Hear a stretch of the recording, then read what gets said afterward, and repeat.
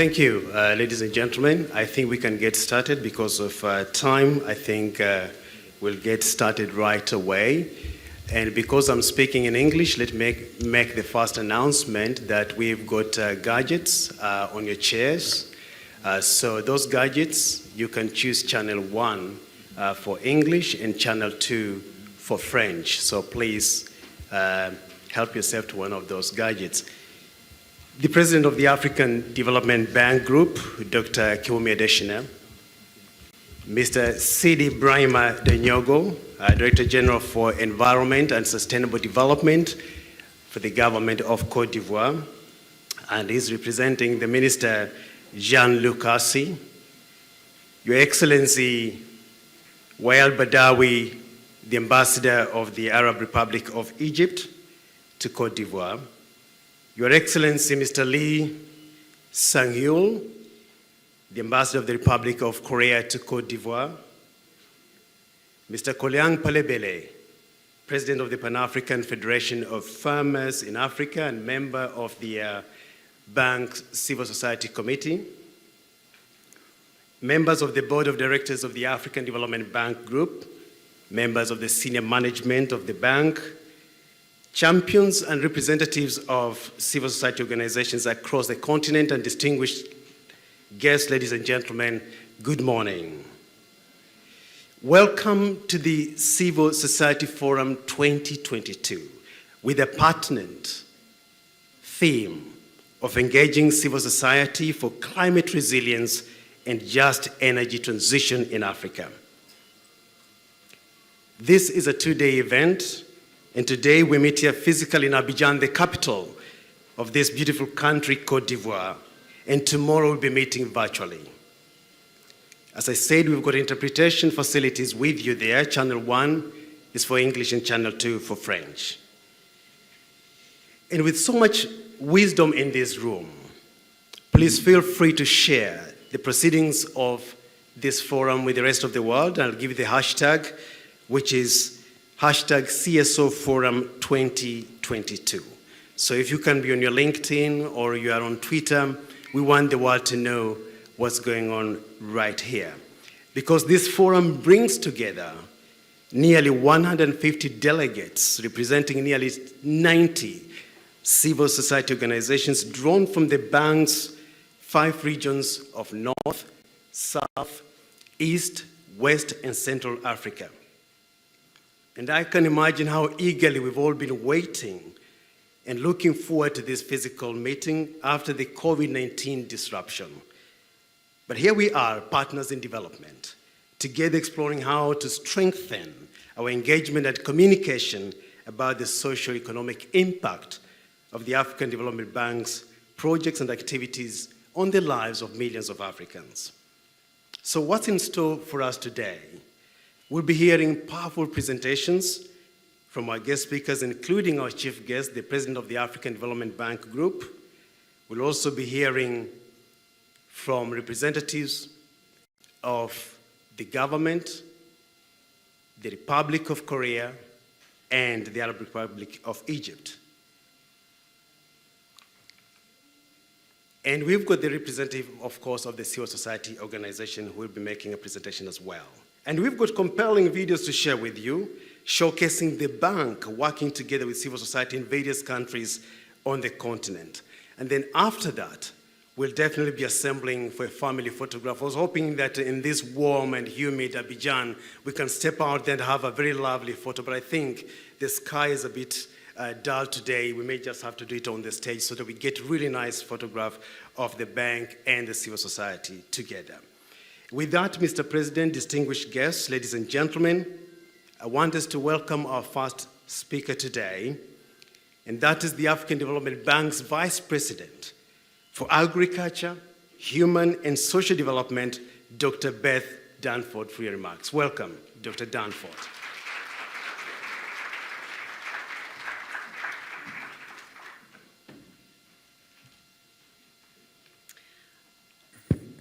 Thank you. Dr. Kiwumi Adesina, President of the African Development Bank Group. Mr. Sidi Brahima Denyogo, Director General for Environment, representing His Honorable Mr. Jean-Luc Assy, Minister of Environment and Sustainable Development of the Republic of Côte d'Ivoire.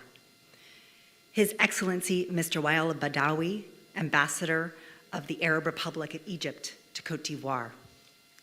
His Excellency Mr. Lee Sang-Raoul, Ambassador of the Republic of Korea to Côte d'Ivoire. Mr. Kolyang Palebele, President of the Pan-African Federation of Farmers in Africa and member of the Bank Civil Society Committee. Members of the Board of Directors of the African Development Bank, members of senior management of the African Development Bank Group, champions and representatives of civil societies organizations across the continent, distinguished guests. I want to thank those of you who are joining us here in person, as well as those of you who are joining us online. Welcome to the African Development Bank's Civil Society Forum. I would like to thank African Development Bank President Akinwumi Adesina, who is joining us here today, for his support and his elevation of civil society engagement within the bank's development agenda. I want to recognize Mr. Sidi Brahima Dagnogo, Director General for Environment, representing His Honorable Minister, Mr. Jean-Luc Assy, Minister of Environment and Sustainable Development of Côte d'Ivoire, who are our host country here today. We also welcome Mr. Wael Badawi, Ambassador of the Arab Republic of Egypt in Côte d'Ivoire, and we celebrate Egypt as the host of the next United Nations Climate Change Conference. So you have the bank's full support for COP27, which is also known as Africa's COP. I would like to recognize Mr. Lee Sang-Raoul, Ambassador of the Republic of Korea and Côte d'Ivoire.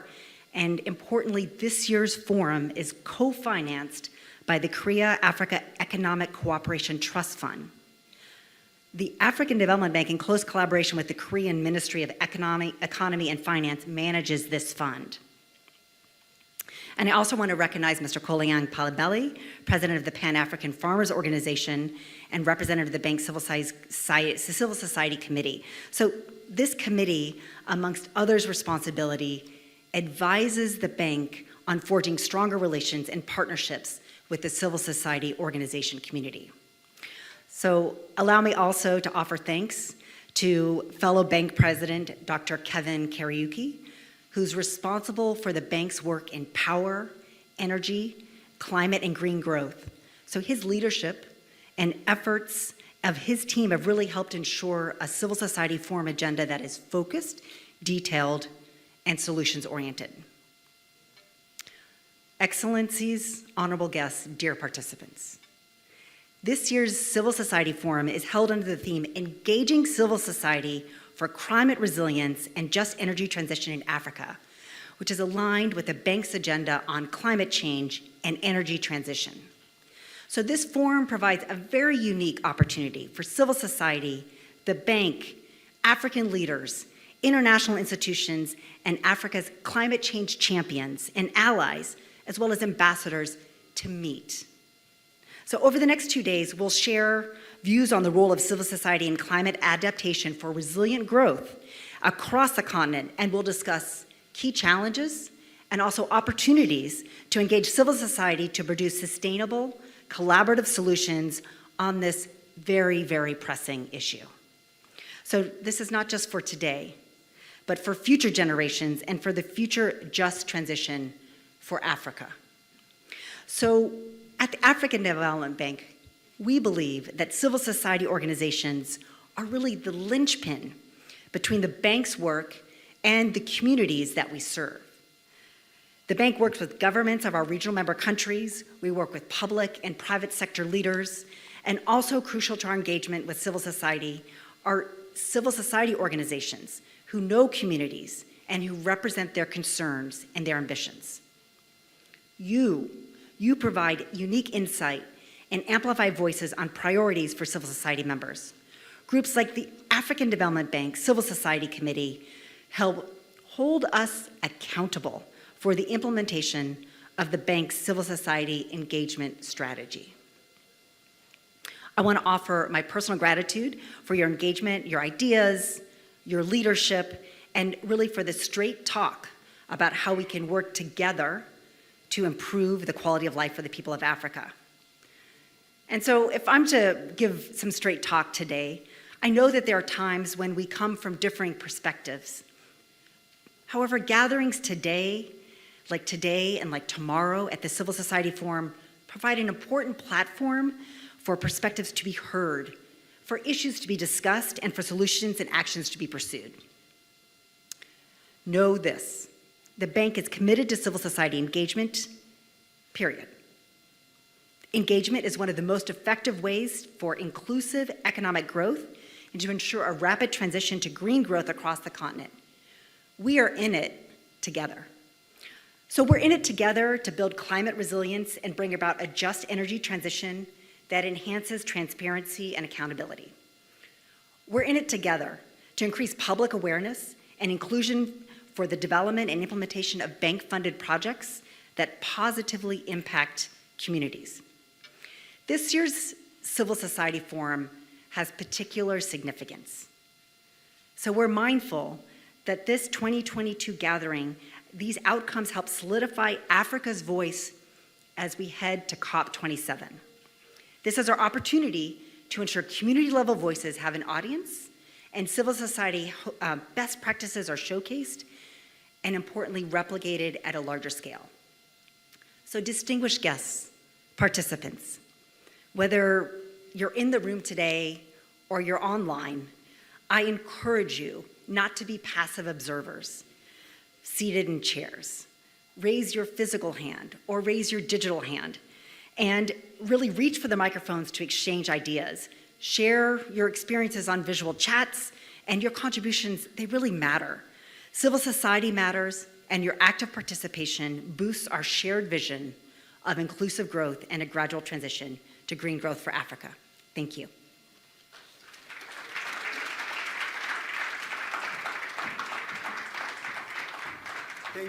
Thank you so much, Dr. Dan.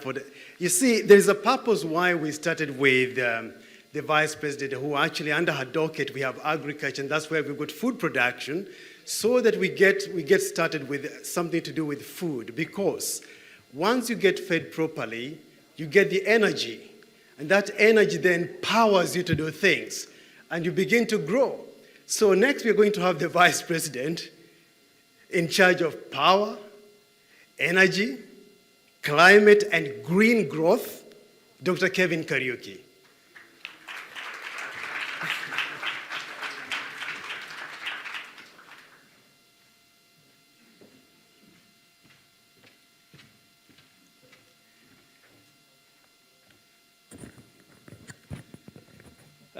Dr. Akiumi Adesina, President of the African Development Bank, representatives of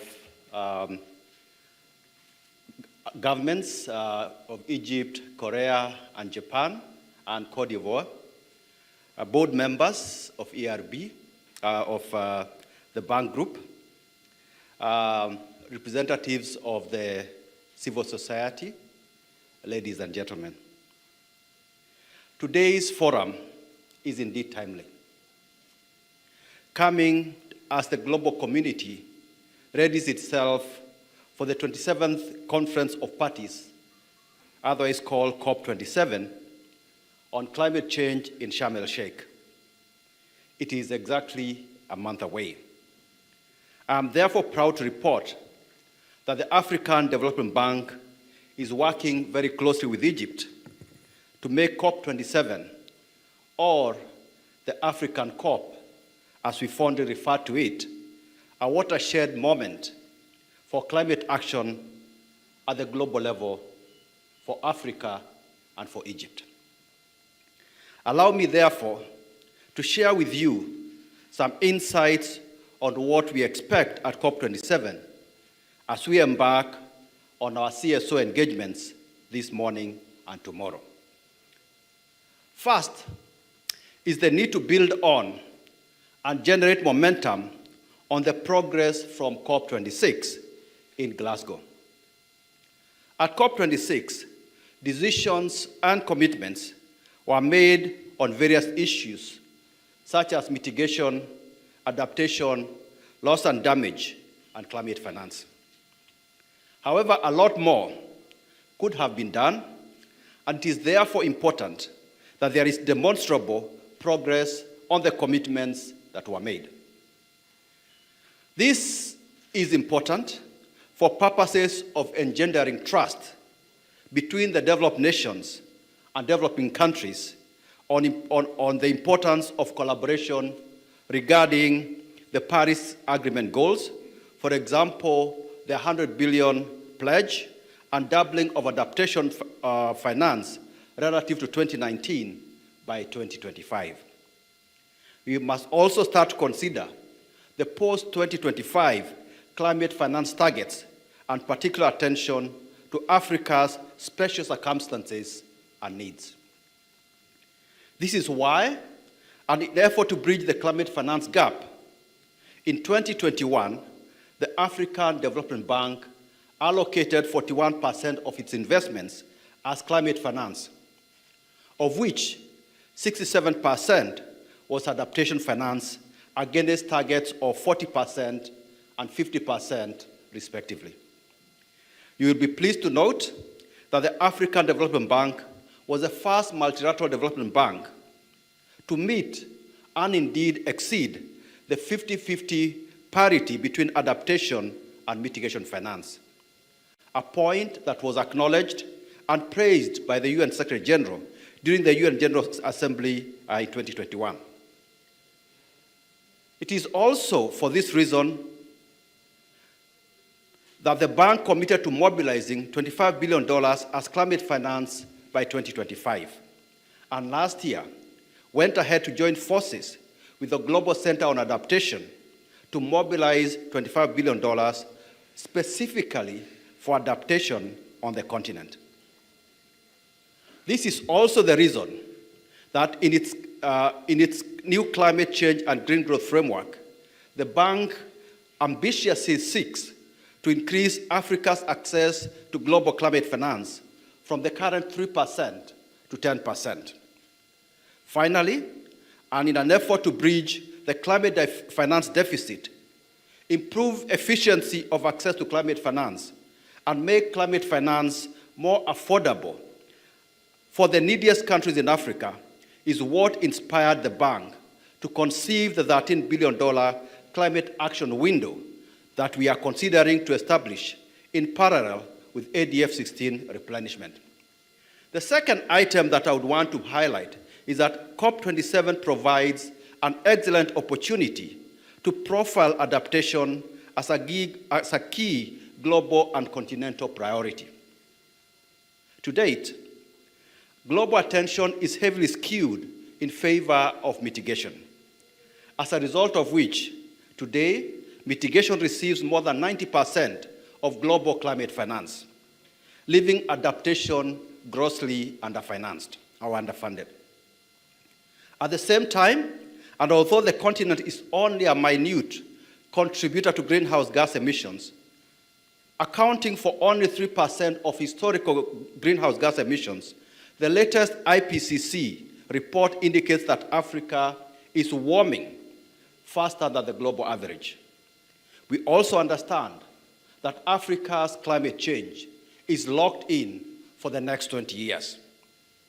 We will therefore become increasingly susceptible to extreme weather events such as heavy and erratic rainfall, droughts, coastal flooding, cyclones, etc., leaving millions of our people without food, shelter, adequate nutrition, and reliable source of livelihood. This means that adaptation and resilience building to climate change are compelling imperatives. Therefore, deliberate and tailored support for Africa is needed, and a stronger engagement with all stakeholders, including the civil society organizations, is a must. Hence, in 2021, the African Development Bank and the Global Center on Adaptation established the Africa Adaptation Acceleration Program to mobilize $25 billion for adaptation action on the continent, to which the bank will contribute half of the amount. It is also for this reason that under the proposed climate action window for ADF countries, 60% of the resources will be dedicated to adaptation. Moreover, to make the financing more impactful and growth enhancing, we propose that adaptation action under the climate action window would be largely financed by very concessionary debt or grants. Third is the need for a just energy transition for Africa. This is also a very important topic, but needs to be properly contextualized. Fancy this. Despite being home to 20% of the global population, Africa only accounts for 6% of global energy demand and just over 3% of electricity demand. As a result, 600 million people lack access to electricity, while 1 billion people do not have access to clean cooking, and we lose 600,000 lives every year, largely women and children, due to indoor pollution. Africa also has the lowest per capita energy consumption globally. To address this evident energy poverty, Africa needs to at least double its energy demand between 2020 and 2040 to meet its development aspirations, including access to affordable, reliable, sustainable, and modern energy for all.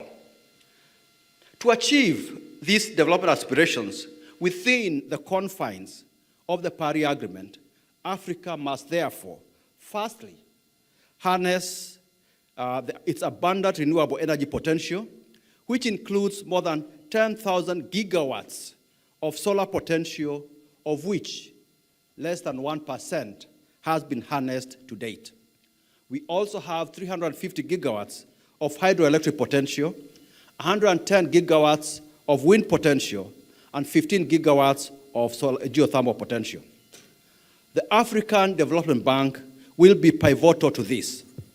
Already, the bank's proportion of renewables in its energy investments has grown to over 85% since 2016, when we started our New Deal on Energy for Africa. Secondly, we must use the vast renewable energy for production of cost-effective green hydrogen for power production, to replace oil and gas in power generation and as feedstock for hard-to-decarbonize sectors like steel, chemicals, long-haul transport, shipping, and aviation. Thus, the bank is considering very actively participating in the development of the world's largest green hydrogen plant in Egypt, and only last week hosted the Africa Green Hydrogen Forum in this very room. Thirdly, we must significantly increase intra- and inter-regional interconnection of power grids. This is why the bank is proud to play a leading role in the development of Africa's Continental Power Master Plan, whose objective is to establish a viable power interconnection that supports the proposed Africa Single Electricity Market. On fuels, we stopped investing in coal projects more than 10 years ago and formalized this position late last year, when we also committed to assisting member countries whose economies are coal-dependent to prepare just energy transition plans. But in line with the Paris Agreement, the bank will strategically support Africa's natural gas sector to facilitate the transition to clean energy and promote climate adaptation and climate resilience. This is because what people don't say often is that gas is a true enabler for increased integration of renewables in the energy mix, as its flexible generation readily compensates for loss of solar and wind generation in the case of sudden weather changes. And moreover, who would begrudge little Gabon if it exploited its gas for economic development whilst continuing to absorb more than a third of France's annual greenhouse gas emissions. Secondly, would it not be beneficial for Tanzania to use its natural gas to increase its population's access to clean cooking from the current 2 to 4.5%, while reducing emissions from the use of biomass or charcoal and reducing deforestation, not to mention the saved lives? Yet, this is how China and Indonesia have managed to increase their access to clean cooking to almost 80%. And thirdly, and why can't South Africa use its new gas finds or imports from Mozambique to safeguard its security of supply by converting its newer coal plants to run on gas, reducing emissions by about 40%, while pending the development of cost-effective green hydrogen? And I say this because apart from nuclear power, which has very long lead times to commissioning, there is simply no other viable technology that cannot guarantee South Africa's security of supply in the medium term. Today, some European countries are even unmothballing their coal plants to guarantee security of supply, while the likes of the US and UK have reduced their emissions on account of switching from coal to gas power generation. This is the context that must be borne in mind whilst considering the African Development Bank's investment in gas. Fourth, civil society organizations will have a critical role to play. The bank's engagement with civil society has never been more important than in the context of climate change, exacerbated by the impacts of COVID-19. We are committed to a people-centered development agenda, of which increased engagement with civil society is key as we seek to build adaptive capacity for resilient growth post-COVID-19.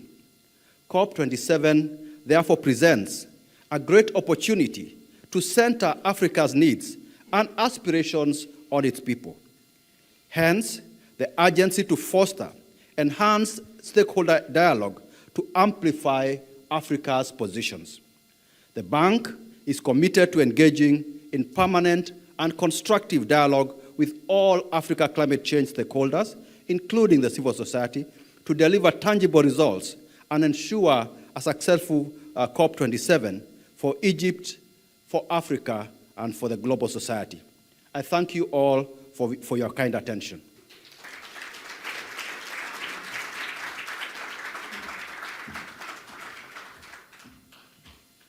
Merci beaucoup, Monsieur Kariuki. Dr. Kariuki a envoyé un message important au monde pour accorder plus d'attention et de ressources de l'adaptation climat. Mesdames et messieurs, c'est le tour d'inviter le président de l'Organisation des agricultures, Monsieur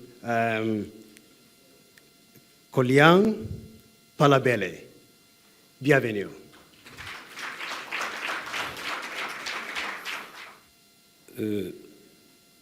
Mesdames et messieurs, bonjour. Avant tout propos, permettez-moi de rendre hommage aux autorités de la Côte d'Ivoire pour leur facilité que nous avons constatée à l'entrée à l'aéroport. Et nous avons été accueillis très chaleureusement par les Ivoiriens, d'une manière générale. À ce titre, je pense que vraiment la Côte d'Ivoire est un pays d'hospitalité légendaire.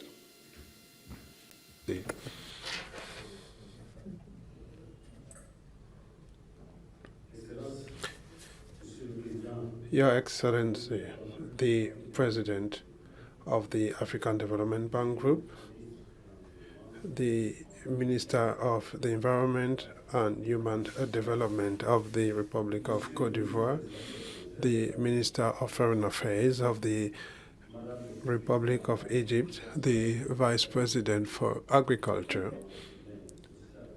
Human and Social Development, the Vice President for Energy,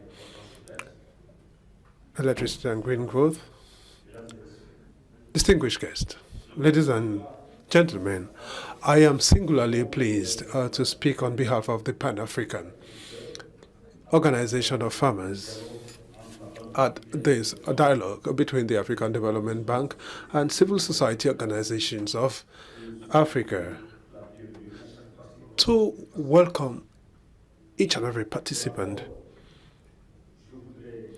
Allow me to commend the African Development Bank for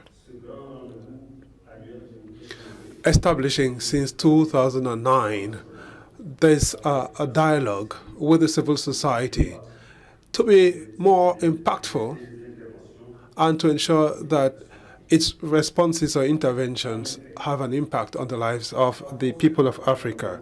The PAFO is the voice of about 80 million African farmers gathered around about 70 national organizations, unions, federations, associations, cooperatives, operating in more than 45 African countries and, split in 5 regional networks to promote African agriculture. Its core mandate is to represent the interest of African farmers and to promote the development of Africa's agriculture to navigate multiple challenges, not least of which the challenge related to climate change.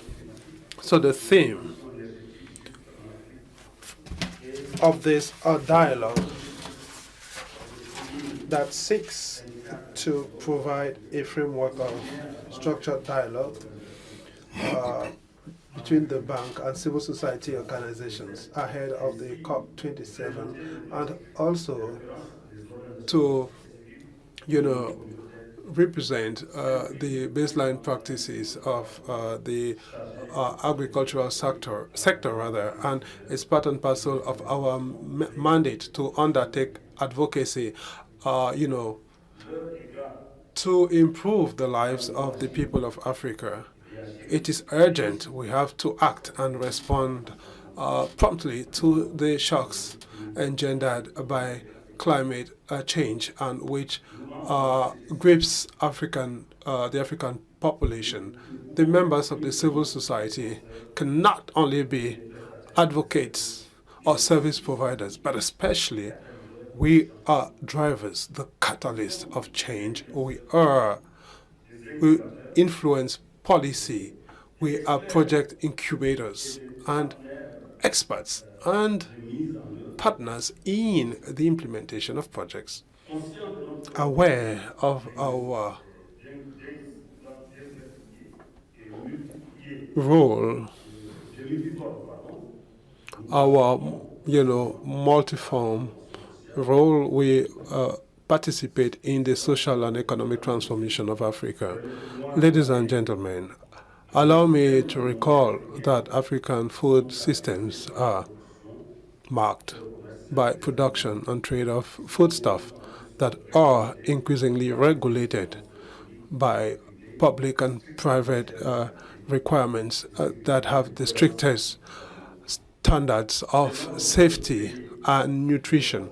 And these open a window of opportunity for farmers to, engage in modern value chains if they are supported to meet those high quality standards. So let me avail myself of this opportunity to advocate our governments, international organizations, and civil society organizations, and to thank them for their support to the small farmers who are the first to, comply with those standards with a view to overcome the challenges by way of facilitating and establishing stronger links between the various links of agricultural value chains.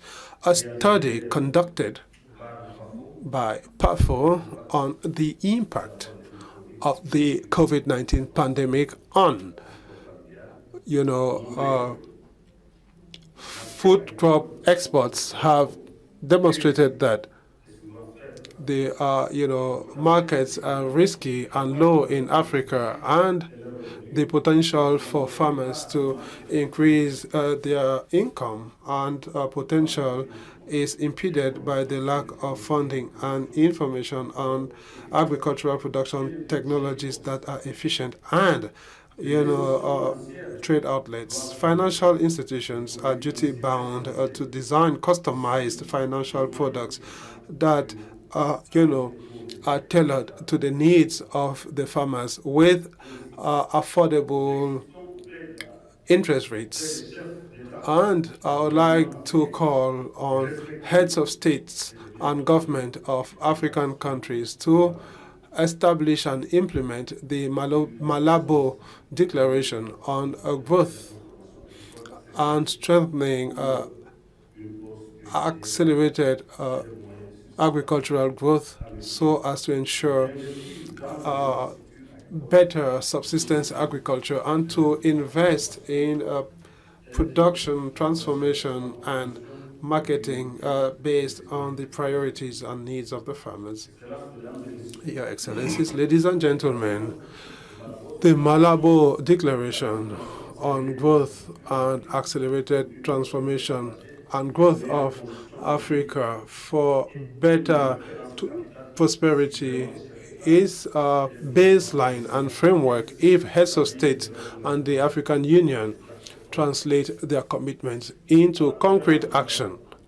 At the Malabo Conference, our heads of state and government committed to strengthen resilience and the means of subsistence and production systems in Africa faced with the various climate risks and uncertainties.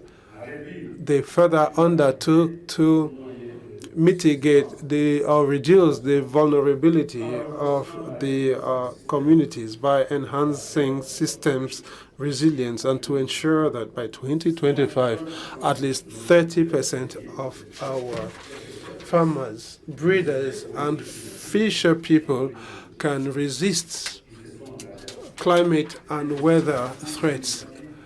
And they have further committed to investing in capacity building and resilience by way of social security systems for rural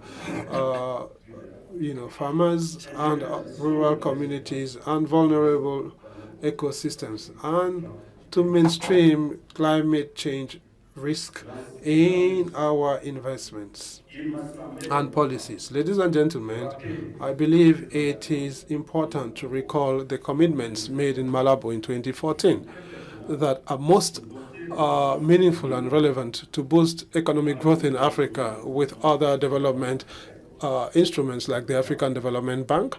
We should be privileged to use the facility, to combat, climate change and to promote clean energy for the sustainable development of Africa. The 10-year strategy of the bank, spanning 2013-2022, is focused on inclusive growth and transition to green growth. Accordingly, the bank is placing special emphasis on sustainability that is at the forefront of its work or mandate, as demonstrated by several projects that have been implemented in our various countries, and by placing the climate issue at the top of its agenda of its annual meetings for 2022. The African Development Bank is actually supporting the African continent in these meetings, and also with the support of experts to support the negotiation process. And the bank has actually seen to it that the voice of Africa would be heard in the COP27 that would be hosted in Egypt. The COP27 will be yet another opportunity to determine the priority needs and to assess or review the issue of climate change. Your Excellencies, ladies and gentlemen, committing to action on climate change without compromising its position is Africa's position, and Africa loses 5 to 10% of its GDP to climate change. Reports and conferences have been an opportunity for Africa to make its voice heard, and this would be the case in Egypt through a strong civil society to ensure that the continent has what it takes to ensure more sustainable climate change and to ensure a just climate energy transition in Africa. Rather, the policy to achieve a just energy policy in Africa should be designed as an inclusive policy that leaves no one on the wayside, and the transition requires a specific focus of the implications relating to equity and challenges regarding the poor energy supply, the energy needs that are critical to the growth and economic development of Africa. Climate justice requires or suggests that Africa should receive 10 times the global climate financing that it has received over the last few years, while wishing a very productive meeting. I would like to restate my acknowledgement and gratitude to the President of the African Development Bank Group, the representatives of government, members of the diplomatic corps, and the international organizations for a most productive collaboration. Thank you for your kind attention.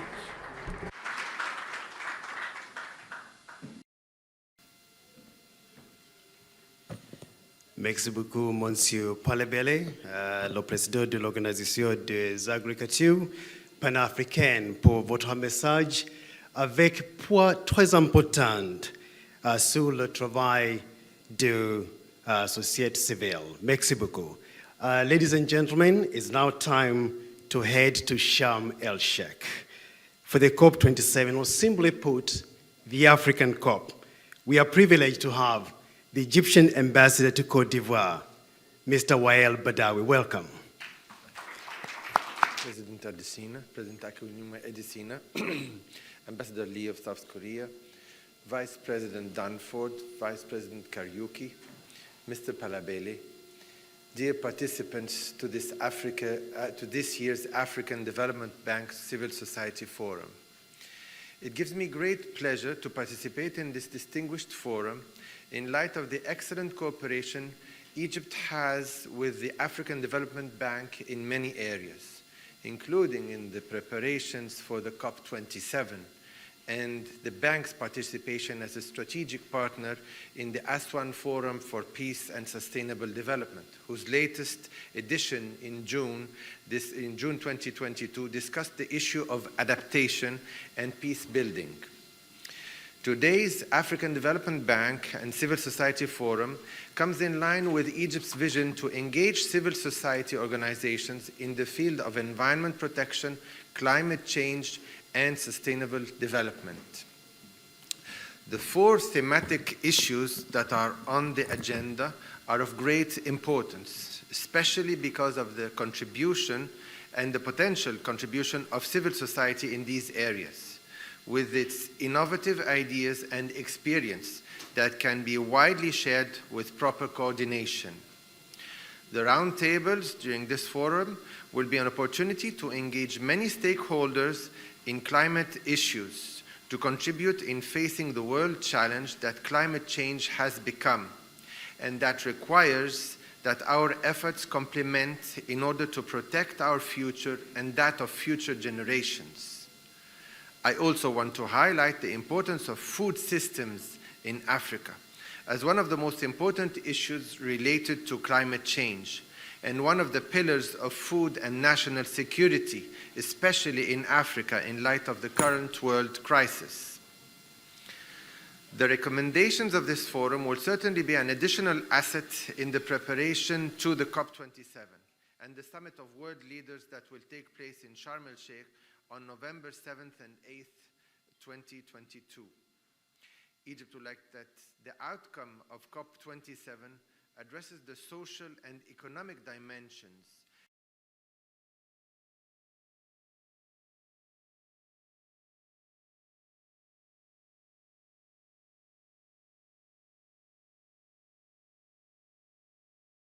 leading to a breakthrough climate action and resilience. We need to move from promises and declarations to implementation. In this vein, Egypt has launched many initiatives that further promote the thematic issues that will be discussed in the forum. These initiatives will be launched during the COP27, and I'll mention them very briefly here. The first one is sustainable agricultural and food systems, sustainable cities, sustainable transport, access to energy in Africa, action on water adaptation and resilience, recycling 50% of waste by 2050, decent life in Africa, security and stability in Africa. These are initiatives. Furthermore, Egypt is organizing thematic days on the margin of COP27 as panel discussions in which we seek a balanced participation from states, private sector, and civil society, mostly from civil society organizations mostly, to tackle issues such as finance, new and renewable energies, water, adaptation and agriculture, biodiversity, science and scientific research, solutions, decarbonization, civil society, women, and youth.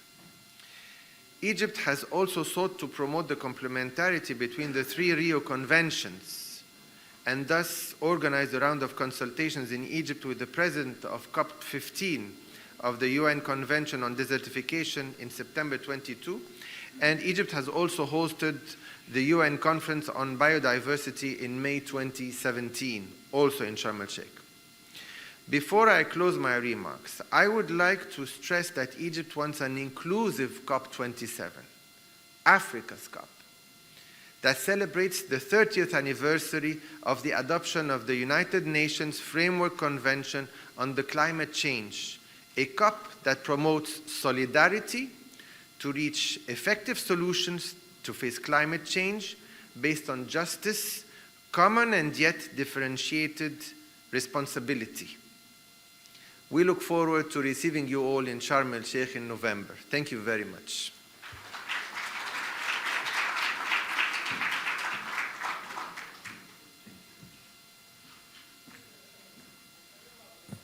Thank you very much, Your Excellency Badawi, for those comments and also for inviting us to Sharm el-Sheikh.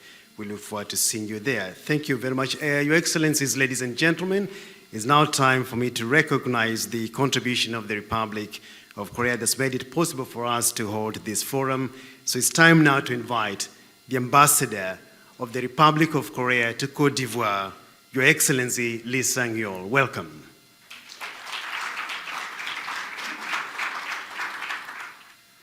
Good morning, ladies and gentlemen. Dr. Akinwumi Adesina, President of African Development Bank Groups, Mr. C.D. Ibrahima Dagnogo, Director General for Environment and representing the Minister of Environment and Sustainable Development of Republic Côte d'Ivoire, His Excellency Mr. Wawel Badawi, Ambassador of the Arab Republic of Egypt, Côte d'Ivoire, Mr. Kolyang Palebel, the President of the Pan-African Federation of Farmers in Africa, members of the Board of Directors of African Development Bank, I want to especially recognize the champion and leaders of civil society organizations in Africa. Distinguished guests, ladies and gentlemen. As the Korean ambassador to Abidjan, I would like to thank AFDB for inviting me to this important seminar today. I also want to express my gratitude to the whole CSO community, especially present here today, for the warm hospitality. I would like to note that AFDB's great effort through the bank's commitment are greatly contributing to the enhancement of CSO rule and accountability in the beautiful continent of Africa. Nonetheless, the journey ahead is not an easy one, and for this reason, our partnership between Korea, AFDB, CSOs would be vital. As a pivotal state in the world, Republic of Korea, which has learned so much experience and knowledge through miraculous economic development, has acquired real value of democracy through failure and success. For such a reason, Korea could be a best partner in the noble journey of the bank's engagement. In particular, Korea is currently tackling with the African challenge, such as climate change and social and economic transformation, public health and food crisis in Africa through her powerful modern technology and wisdom. As you know very well, Korea is one of the strategic partners to AFDB through donating the COAPEX Trust Fund. So, as we are coming out of a long tunnel of COVID-19, is now considering the organization of the 7th COAPEC ministerial meeting for further futuristic cooperation with Africa. Actually, Korean government is putting its major efforts of aid in these areas of agriculture, energy, public health, basic social infra, etc. In response to the need of Africa and in line with the bank's high 5S, I want to introduce one example. In order to support self-help of African women and to finance for those women, our embassy here in Abidjan has invested $60 million since 2012 for prevention and treatment project of obstetric fistula for women with COICA. And we are at the end of the third period of this grand project in next year. On the other hand, in the area of energy, the Korean government is ready to participate in a members' energy project to solve the chronic power shortage problem in Africa. Returning to our main theme, how to properly engage civil society in dealing with global African challenge and drawing best practice and result from there. First of all, our aggregate support should be focused on strengthening institutional capacity under the African real situation where a lot of financial resources and experience are needed now. So I would like to encourage here a public-private people partnership governance to get some better idea to improve our solution-oriented capacity and to mobilize our maximum investment facing to a diverse global urgent challenge. In this regard, Korea is ready as 10th global economy and one of the advocates of democracy in the world, to support our friends, Africa. The Republic of Korea is on the road with you and will go forward together hand in hand.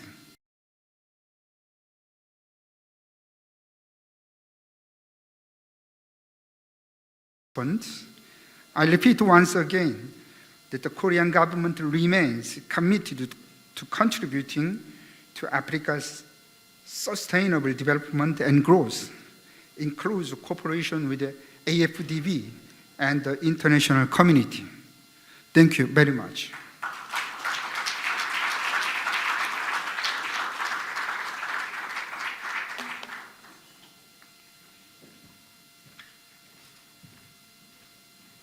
Thank you very much, Your Excellency, the Ambassador of the Republic of Korea to Cote d'Ivoire, Lee Sang-hyul, for those very important comments.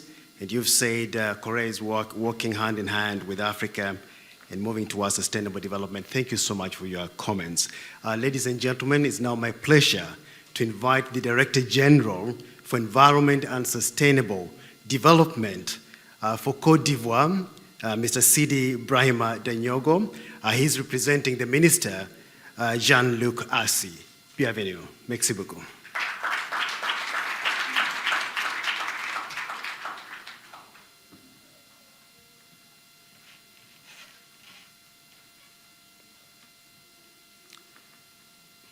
Excellences, Mesdames et Messieurs, je tiens à vous présenter les excuses de Monsieur le ministre de l'Environnement et du Développement durable, Jean-Luc Assi, empêché, qui aurait voulu être présent ici ce jour avec vous.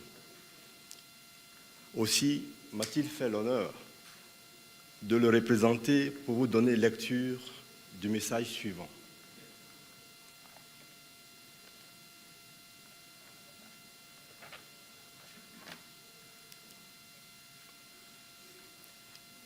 Excellence. Your Excellencies, Your Excellency Adesina, President of the African Development Bank Group, Your Excellency, the Ambassador of Egypt to Cote d'Ivoire, Your Excellency, the Ambassador of Korea to Cote d'Ivoire, Dr. Beth Dunford, Vice President, Agriculture and Human and Social Development Complex, Dr. Karuiki, Vice President, Energy, Climate and Green Growth Complex of the African Development Bank, Mr. Kiang Palibele, President of the Pan-African Farmers Organization. Ladies and gentlemen, all protocol respected, distinguished representatives of countries and dear participants. As I start my statement, let me warmly greet you and thank you for having invited my ministry to this important activity taking place ahead of the participation of our country at the 27th Conference of Parties, COP27, under the UN Framework Agreement on UN Convention on Climate Change that will take place in the Arab Republic of Egypt in Sharm el-Sheikh from the 7th to the 8th of November 2022. Your Excellencies, ladies and gentlemen, growing awareness of the negative impact of climate change led, as you know, to the putting in place of the UN Framework Convention on Climate Change. The reality of climate change is evident given its baneful impact across the world in the form of catastrophes like drought, floods, melting icebergs, and so on. And the African continent is not spared. It is hard hit differently in the various parts of the continent. Our country, Cote d'Ivoire, is not spared.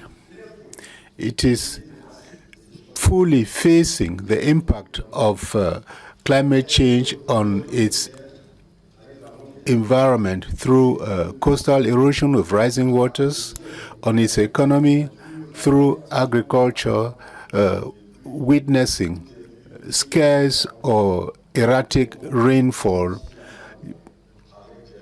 and all of this has significant socioeconomic repercussions. Your Excellencies, ladies and gentlemen, our country has come here with a new climate ambition reached after reviewing our nationally determined contributions with the support of several partners, including the African Development Bank. As a reminder, I should say that at the end of the review of these NDCs, Côte d'Ivoire undertook to reduce its greenhouse gas emissions by 30.41% by 2030. Ladies and gentlemen, to guarantee the attainment or the respect of these commitments, it is important to bring all stakeholders on board, including civil society organizations. This forum, which is entitled Engaging Civil Society for Climate Resilience and Just Energy Transition in Africa, is an opportunity to discuss adaptation to climate change and the development of clean energy or renewable energies. As you know, the issue of adaptation and mainstreaming renewable energies in the energy mix are major challenges for African countries in general and Côte d'Ivoire in particular. I dare hope that this Civil Society Forum 2022 will offer the bank and the civil society organizations the opportunity for a structured dialogue and efficient participation at the COP27. Ladies and gentlemen, let me take this opportunity to thank all the technical and financial partners of Côte d'Ivoire in its efforts to tackle the negative effects of climate change. I also want to take this opportunity to particularly thank the African Development Bank for its numerous efforts in this connection. Ladies and gentlemen, as I come to the end of my speech, let me once again reiterate our sincere thanks to you all participants, to you all our partners, for your interest in our country. I thank you.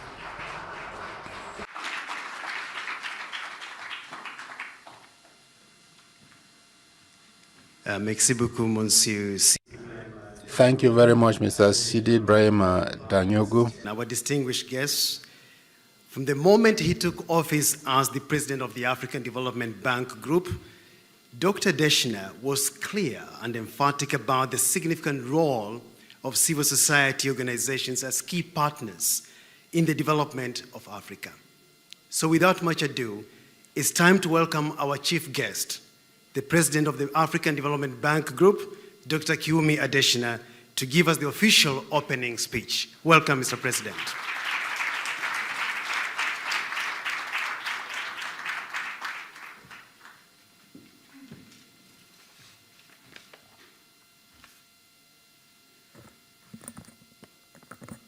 Good morning, everybody. Bonjour à tous. Aujourd'hui, je suis vraiment très content parce que I am really happy today because I have my director of communication who started his speech in French. I know that this is a period of climate change, and this could also be affecting our language. Please keep it up. Your Excellencies, Ambassadors, Your Excellency Lee Sang-ryul, the Ambassador of the Republic of Korea, And thank you very much for co-hosting this and co-financing it with us. Your Excellency, Dr. Wael Badawi, the Ambassador of the Arab Republic of Egypt, thank you very much for your speech, but also for the welcome that you're giving us ahead of COP27 in Sharm el-Sheikh. I was talking to him before we started that I love Sharm el-Sheikh because in Sharm el-Sheikh was where we got a lot of momentum when we were trying to raise the capital of the bank, the general capital of the bank, from 94, to $208 billion from 94 or so billion dollars. And I wanted to thank you because Sharm el-Sheikh provided us the environment to think. It was also very beautiful. So as you all look towards Sharm el-Sheikh, be sure that you enjoy the environment there. And I did tell him one other thing. When we were doing the general capital increase of the bank, all the financiers of the bank that came, the governor of the Central Bank of Egypt said, Sharm el-Sheikh is so beautiful, they should go into the sea and do the snorkeling inside of the water. But as a very smart banker, I said, no, they can do that, but they should please put the check on the table before going because just in case anything happens. But everybody came back alive, so it's good. Honorable Minister for Environment and Sustainable Development of Côte d'Ivoire, represented by Mr. Sidi Dangungo, the Director General of Environment of the Ministry of Environment and Sustainable Development of Côte d'Ivoire. I see my executive directors, some of them that are here, of the African Development Bank, thank you for coming. Senior management and staff of the bank, in particular, Dr. Beth Dunford, the Vice President for Agriculture, Human and Social Development of the bank, Dr. Kevin Kariki, the Vice President for, he has a very long title actually, Power, Energy, Climate, and Green Growth. Let me also give a special welcome and recognition to the Director of Gender, Women, and Civil Society Department, Malabo Kaba. Please stand. And if you take your mask off so they know who I'm talking about.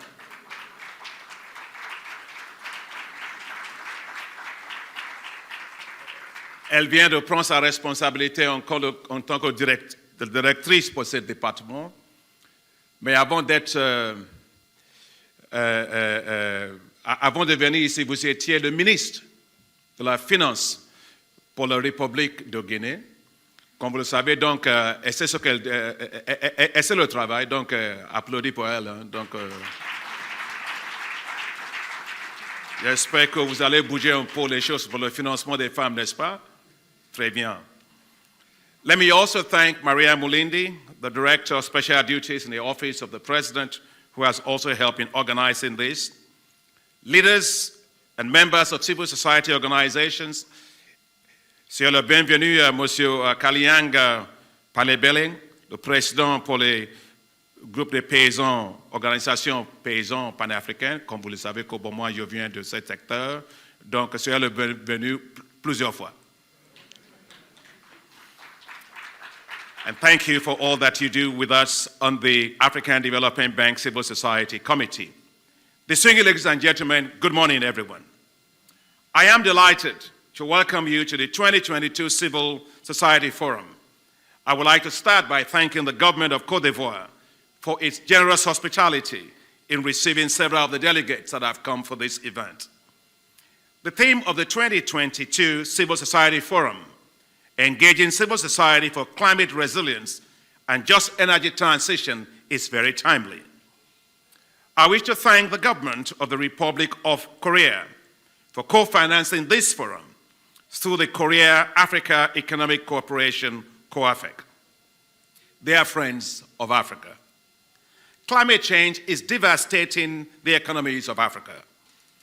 At the second ministerial on COP27, at the recently held United Nations General Assembly in New York, I made it clear that Africa is suffering, Africa is choking, and Africa is in economic distress from the impact of climate change that it did not cause. Africa loses between $7 to $15 billion annually due to the nefarious effects of climate change, an amount that is projected to rise to $50 billion a year by 2030. African countries will need on average $125 billion a year between 2020 and 2030 to adapt to climate change. The African Development Bank is leading the charge on climate financing for Africa. Together with the Global Center on Adaptation, we launched the African Adaptation Acceleration Program to mobilize $25 billion for Africa. We are addressing the needs also of the 37 low-income countries and fragile states in Africa that depend on the resources of the African Development Fund, but which do not get access to climate financing. In fact, these 37 countries face a climate financing need of $600 billion up to 2030. Today, they get roughly about $18 billion. You make the math, you can see they are choking and they are suffering. And that is why the African Development Fund, we are in the replenishment period of the 16th replenishment of this fund, is opening a climate action window for the ADF 16 replenishment to mobilize $13 billion in resources for climate finance for these countries. Dear friends, the climate action window of the African Development Fund will support things at scale. I always say when it comes to Africa, I don't like anything small because we've got 1.3 billion people. We don't need Mickey Mouse projects. We need things that work at scale for our people. And that's why this fund, and with the support of the ADF deputies, we are in discussion about what it will do, because that's the question you should ask us. What will it do? Let me tell you what it will do.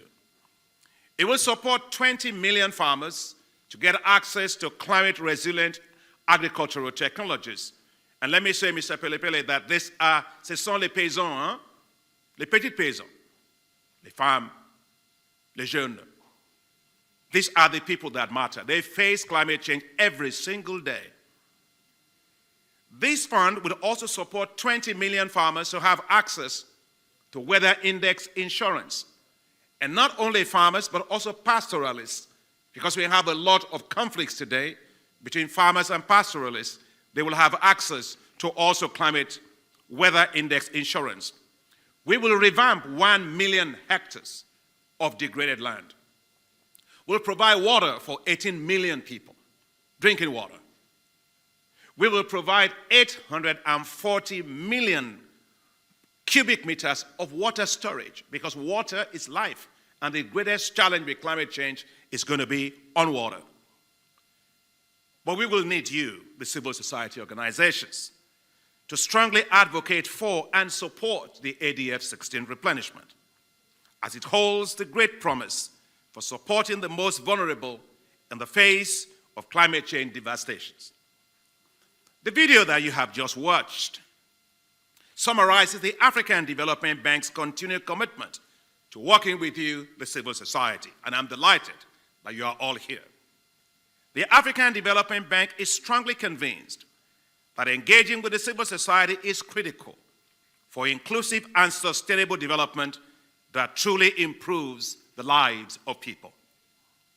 That is why, right at the start of my first term as president of the bank in 2015, I established its civil society, community engagement, and social innovation division within our gender, women, and civil society department.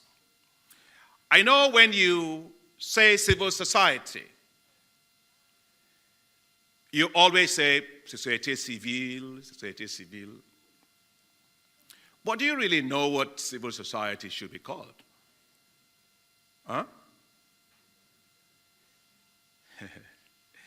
I think it should be called carefully surveying obligations.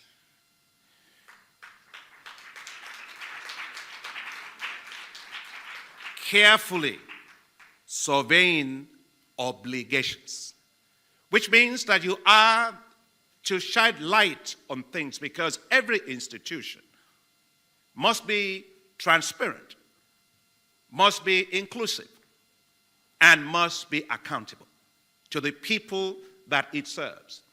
And so, if you allow me, you may start calling yourself carefully surveying obligations.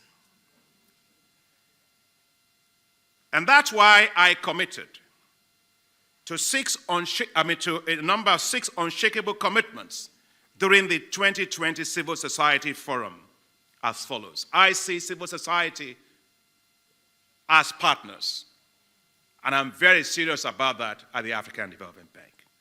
The 6 commitments that I made are as follows: to strengthen the institutional capacity of civil society organizations, to support the work of civil society organizations' advocacy, because we need that, to strengthen community-level engagements on projects, and you saw that in the video, to support civil society organizations to help accelerate access to finance for women, to strengthen social and environmental safeguards, and to strengthen engagement with civil society organizations on anti-corruption and governance.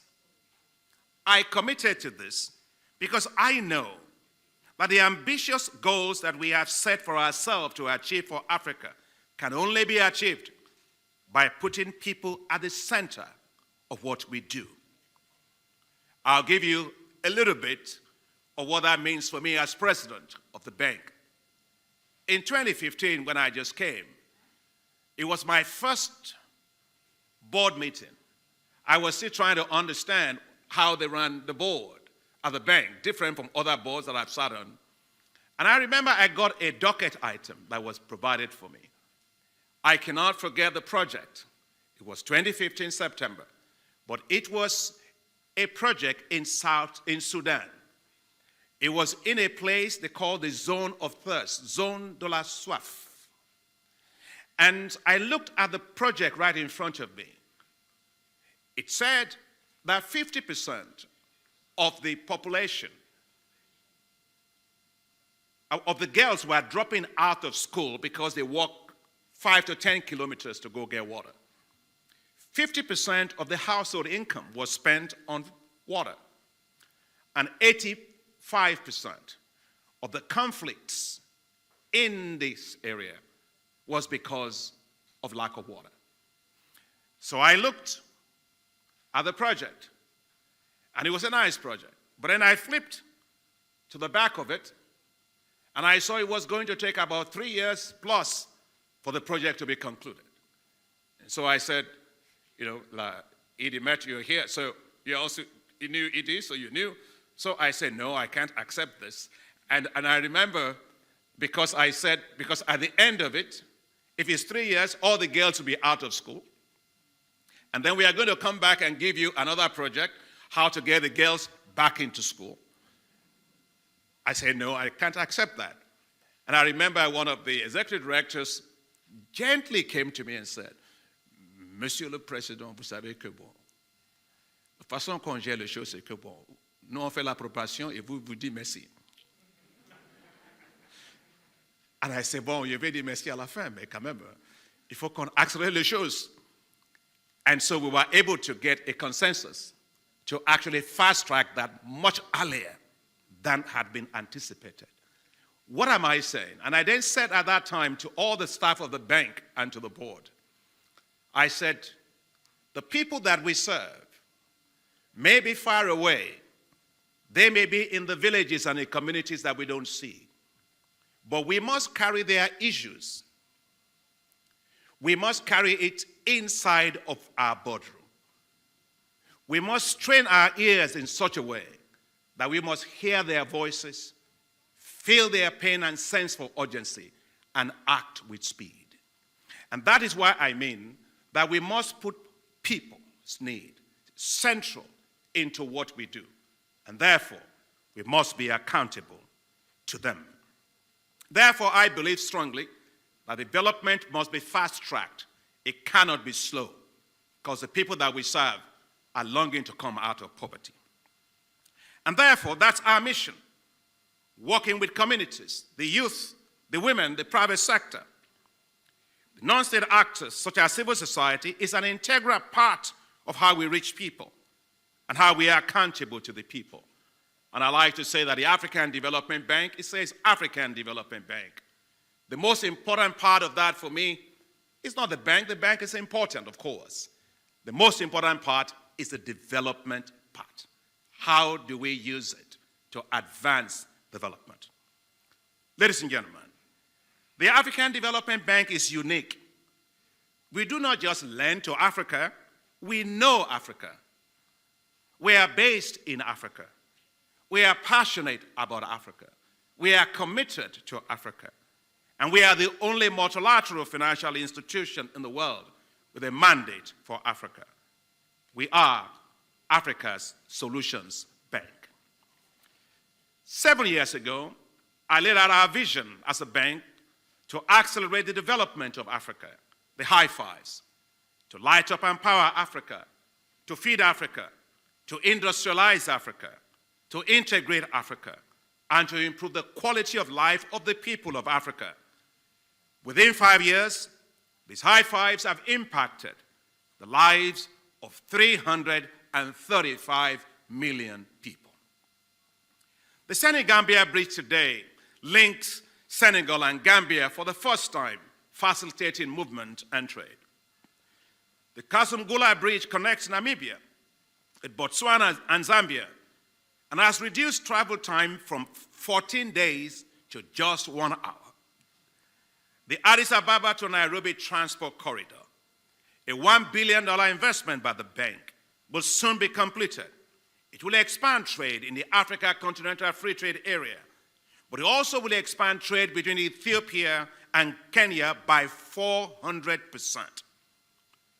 The $20 billion desert-to-power project in the Sahel will provide electricity for 250 million people and turn the Sahel zone to become the largest solar zone in the world. Even as we are proud of the progress we've made and the progress being made, we realize that the challenges facing Africa and its people remain immense.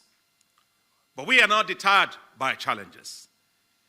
Our task and responsibility are to take them on and to make sure that the needs of Africa are prioritized as the world copes with multiple challenges.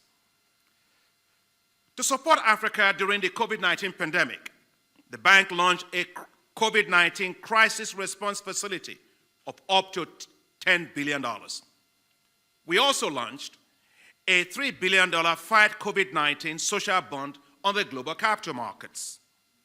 I must say, that was at the time, even till today, the largest social bond ever launched in world history. Our support provided countries with resources to meet immediate needs for medical supplies, vaccines, as well as social protection for over 28 million people. Dear friends, to cushion Africa from the effects of the Russia-Ukraine war, the bank launched a $1.5 billion emergency food production facility.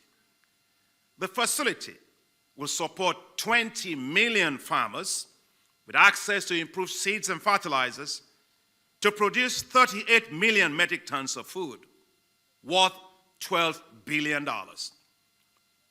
I am confident that we will avoid a food crisis in Africa. With thanks to our board of directors, within 45 days of the launch of this facility, and thanks to the hard work of my staff, the bank had approved $1.13 billion in support of 24 countries. That is who we are, a very responsive bank. I am pleased to note that civil society organizations were included by the bank in our support to the countries. The CSOs were engaged in consultations on program-based operations and their contributions on enhancing accountability and inclusive governance. For example, in Namibia, Kenya, and Botswana. The CSOs were included in the Zimbabwe Institutional Support for Governance and Public Financial Management project, where we went even further. We insisted the inclusion of a specific line dedicated to the Parliament of Zimbabwe to have direct engagement with key civil society organizations on budget allocation, accountability on public spending, debt contracting, and inclusive governance and growth. We carefully assess our engagements with you, the civil society, learning from our work and experiences and ever seeking to improve. In 2020, the Independent Development Evaluation Unit of the bank completed an evaluation of the bank's civil society engagements over the period 2012 to 2019. The evaluation reiterated the importance of the bank's engagement with civil society organizations in ensuring inclusive and participatory growth and development in Africa. Just tells you how seriously we take this. We discussed this with our board of directors. The evaluation recommended the need for enhanced work with and support of the civil society organizations to add value to the mandate of the bank and the need to engage them more in policy dialogue at country and regional levels. Here at the African Development Bank, our slogan is promises made, promises kept. Under my leadership as president, I tasked the bank to make clear commitments to the civil society organizations to ensure full accountability. You all recall those that were here in 2020 before COVID-19 started, when we had a CSO forum on November 26th of 2020. I called for clear actions with outcomes that are measurable in the bank's engagement with civil society organizations. I wanted to see the civil society organizations on the platform sharing their views and how they are working with the bank and what we can do to further improve our engagements with civil society organizations. I am pleased that significant progress has been made across all the agreed areas. On strengthening the institutional capacity of civil society organizations, the bank provided grants to 3 civil society organizations. AVSI Foundation, with $782,802 for support to the green energy for youth and women in Uganda and Kenya. To ICEI, Instituto Cooperazione Economica Internazionale. I speak French, but I'm still trying with this one. With $596,283 to support climate resilient agriculture in degraded marine and coastal Zambezia. And of course to Zenab for women development in Sudan with $304,066 to support building climate resilient for youth and for women. To train and build civil societies organizations' capacity on electricity regulatory issues, the bank supported the Africa Center for Energy Policy and West Africa Civil Society Institute to enhance the capacity of the civil society organizations on electricity regulatory issues. Now, to support the climate agenda for Africa ahead of COP27 in Sharm el-Sheikh, Egypt, the bank has so far organized 5 civil society regional forums in 2021, and we have established an African Development Bank civil society coalition on the road to COP27. You know, every time we have the COP, there's always the Africa Pavilion that is fully funded and established by the African Development Bank. And that is the home where all the African delegates actually are going to be. I'd like to thank the government of Egypt for working with us and the vice president when he visited Egypt on our plan to actually set up this time a bigger a much bigger pavilion because it's in Africa, so it's got to be a bigger one because most of the Africans are going to be there. But that's where we have to talk, reflect, engage, strategize, and make sure that Africa's issues remain on the global agenda. The bank has prioritized the inputs of civil society organizations in its work in a very significant way. Civil society organizations was integrated into the development of 39 country strategy papers, including 12 since the beginning of this year, allowing civil society organizations to influence and shape the directions of our programs within countries.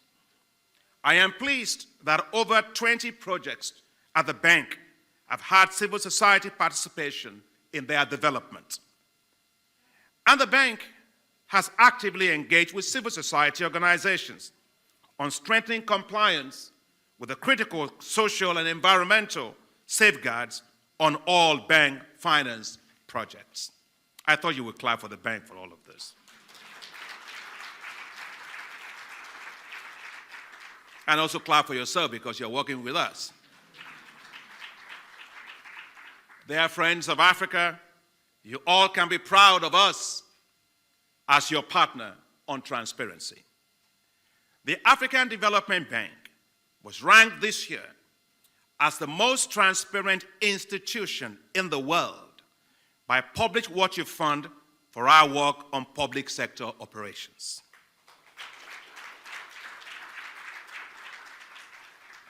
And the bank's new 2021-2025 governance strategy focuses specifically on civil society engagements to further improve transparency and accountability. Your work as civil society organizations will continue to be supported strongly and promoted by the African Development Bank. The bank is increasingly also showcasing the work of civil society organizations with the publication of what we call the Voice of Citizens in Africa newsletter since 2019, which showcases the work of the bank with civil society. We have just completed a civil society video with a multimedia firm, which will further showcase the work of the civil society with the African Development Bank. Dear friends, partners for development in Africa, as we look towards COP27, the voices of civil society out of Africa should be on the need for developed countries to meet their $100 billion per year commitment to climate finance. Your voices should be loud in support of the African Development Fund, the ADF 16th replenishment. Your voices should be loud in support of the climate action window of the African Development Fund. Together, let us continue to advance Africa's needs. Be the vuvuzelas of Africa on climate change. That is our responsibility. That is our duty. That is our obligation to ensure that Africa's needs are not ignored. So let's march forward together to COP27 in Sharm el-Sheikh. With that in mind, with that in our sight, it gives me great pleasure, therefore, to declare open the 2022 Civil Society Forum. Thank you very much, and soyez le bienvenu.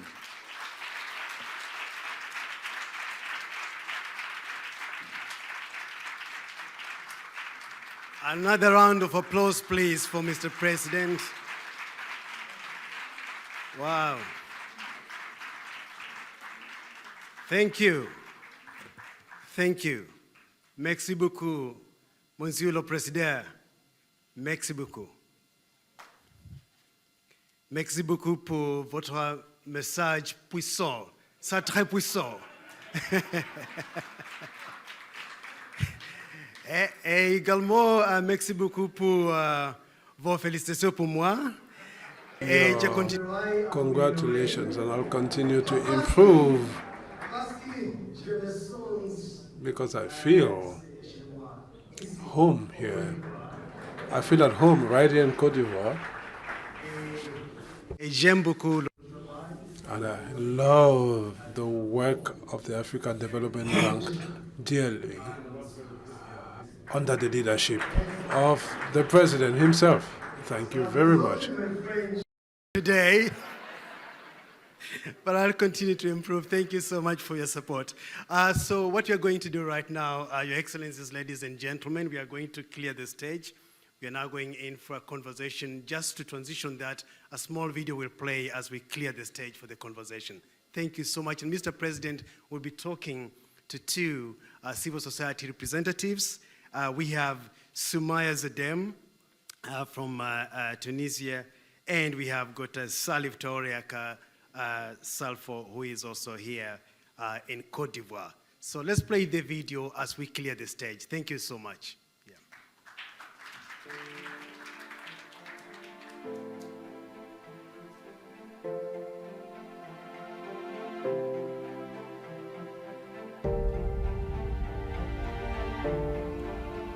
D'ici 2050, on entend tous dire que le monde devrait nourrir environ 1 milliard d'individus.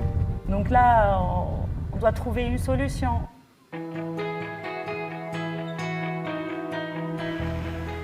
Due to climate change, the African continent feels a growing pressure on the environment and on food security.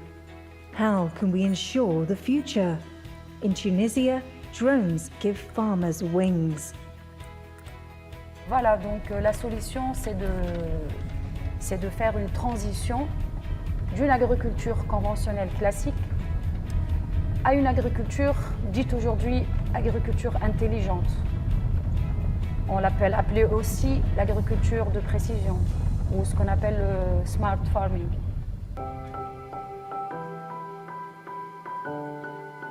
L'imagerie par drone, son avantage, c'est sa très haute résolution et précision par rapport à l'imagerie issue des satellites ou des campagnes aériennes. Le premier projet, on a eu une résolution qui a atteint le 0,8 cm, donc on parle d'ordre millimétrique, 8 mm. Ça, c'est très intéressant et comme qualité de données. Tunisia and South Korea, with support of the African Development Bank, are pioneering in the fourth agricultural revolution. This by using high-tech solutions as AI to create food security and work more sustainable to protect the environment. Il y aura une prise d'image du parcelle. Cette image-là, ce sera transmise vers un central de suivi d'irrigation, ou bien qui est totalement automatique, qui va prendre la décision de faire l'irrigation. Et directement, vous réagissez pour faire des pondages intelligents focalisés sur des zones sur votre parcelle qui sont impactées, pas nécessairement d'y faire les pondages ou la pulvérisation de toute la zone. Donc ça, c'est un gain en coût en termes d'un environnement plus écologique et plus sain, et surtout relativement à l'augmentation des prix des pesticides et des insecticides. The use of drones and AI have many advantages. La première chose, c'est le gain ou l'économie de l'eau, temps d'intervention, minimiser le temps d'intervention, augmenter le rendement. Quand on dit augmentation de rendement, donc c'est un état sanitaire de la culture. L'objectif de ce projet-là, c'est de former les jeunes entrepreneurs en Tunisie et les start-upers pour maîtriser cette technologie innovante basée sur les capteurs embarqués sur drone et le traitement des données issues qui sont très intéressantes en termes du géospatial tridimensionnel. J'ai pu proposer à l'administration de mon institut d'enseigner un nouveau module intitulé Agriculture de précision à nos élèves ingénieurs. Donc c'est très intéressant pour eux de leur transférer ces nouvelles technologies, l'utilité de ces technologies.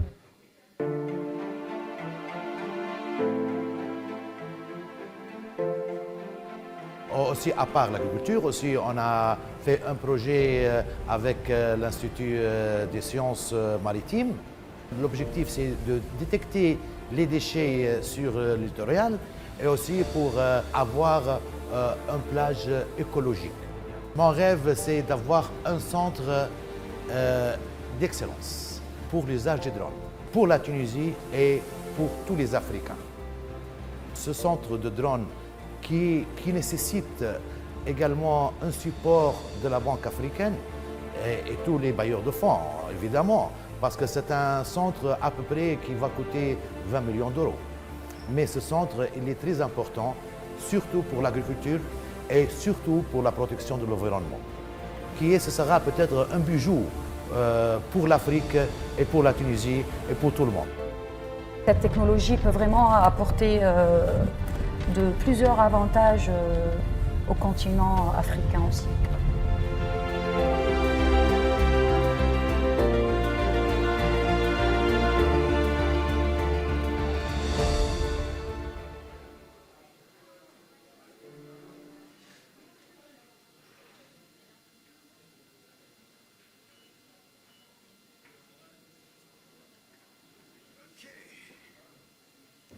Okay, ladies and gentlemen, are we ready? Are we ready for the great discussion, the great conversation? Okay, let us settle down. Can I call people at the back to come and take their seats so there is less movement at the back? Javier, if you can help me to get people back and settle down, I'll appreciate. Okay, so I want us to put our hands together once again to welcome to the stage the President of the African Development Bank, Dr. Kiwumi Adesina. Please, applause. Mr. President, you will take the middle chair because you're the one now who's conducting the conversation. And let us welcome the panelists here. You're going to be interviewed by Mr. President. How does it feel? Okay, let's get Sumaya Zadem onto stage, please. And Salif Traore. Yes, come and take this one here. Okay, so I will hand over the microphone to Mr. President. And for the next 20 to 25 minutes, we'll be enjoying this conversation. Mr. President, over to you. Thank you very much. Le micro, ça marche? Oui, ça marche. Bon, je suis entouré par deux personnalités très importantes qui sont aussi francophones.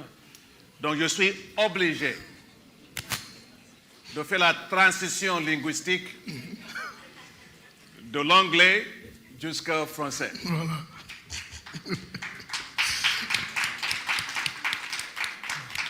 On ne m'avait pas dit ça avant, mais je suis totalement à l'aise. Vous savez que normalement, quand vous faites énergie, la transmission énergétique, vous devez être sur les réseaux ou bien hors des réseaux. Mais il faut toujours être sur les réseaux. Bon, c'est le bienvenu. Bon, je fais l'introduction d'abord de Salif Traoré. On m'a dit que vous s'appelez Al-Salfo. Exactement. Mais qu'est-ce que ça veut dire Al-Salfo? Al-Salfo, c'est le diminutif de mon nom Salif. Ah bon? Voilà, c'est comme ça que ma maman m'appelait, c'était mon petit nom. Ah bon? Voilà. On m'avait dit que vous êtes artiste aussi. Oui, très de artiste. Quel type? Artiste, musicien, chanteur. Ah bon? En dehors de ça, je suis aussi entrepreneur. Il faut chanter quelque chose pour nous. Mais c'est dommage.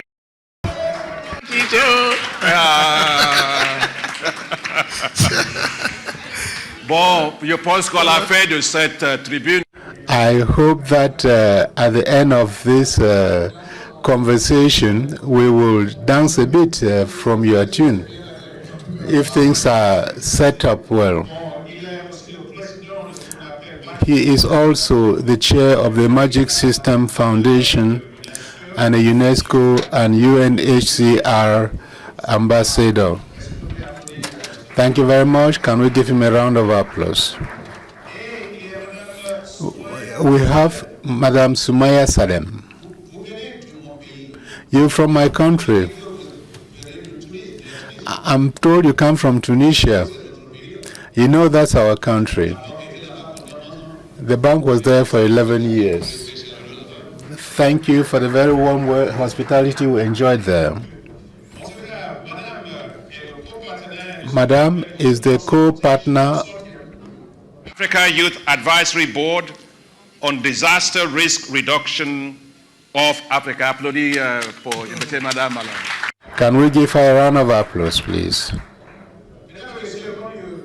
Ladies and gentlemen, as I have told you in my speech, CSOs, what did I say again?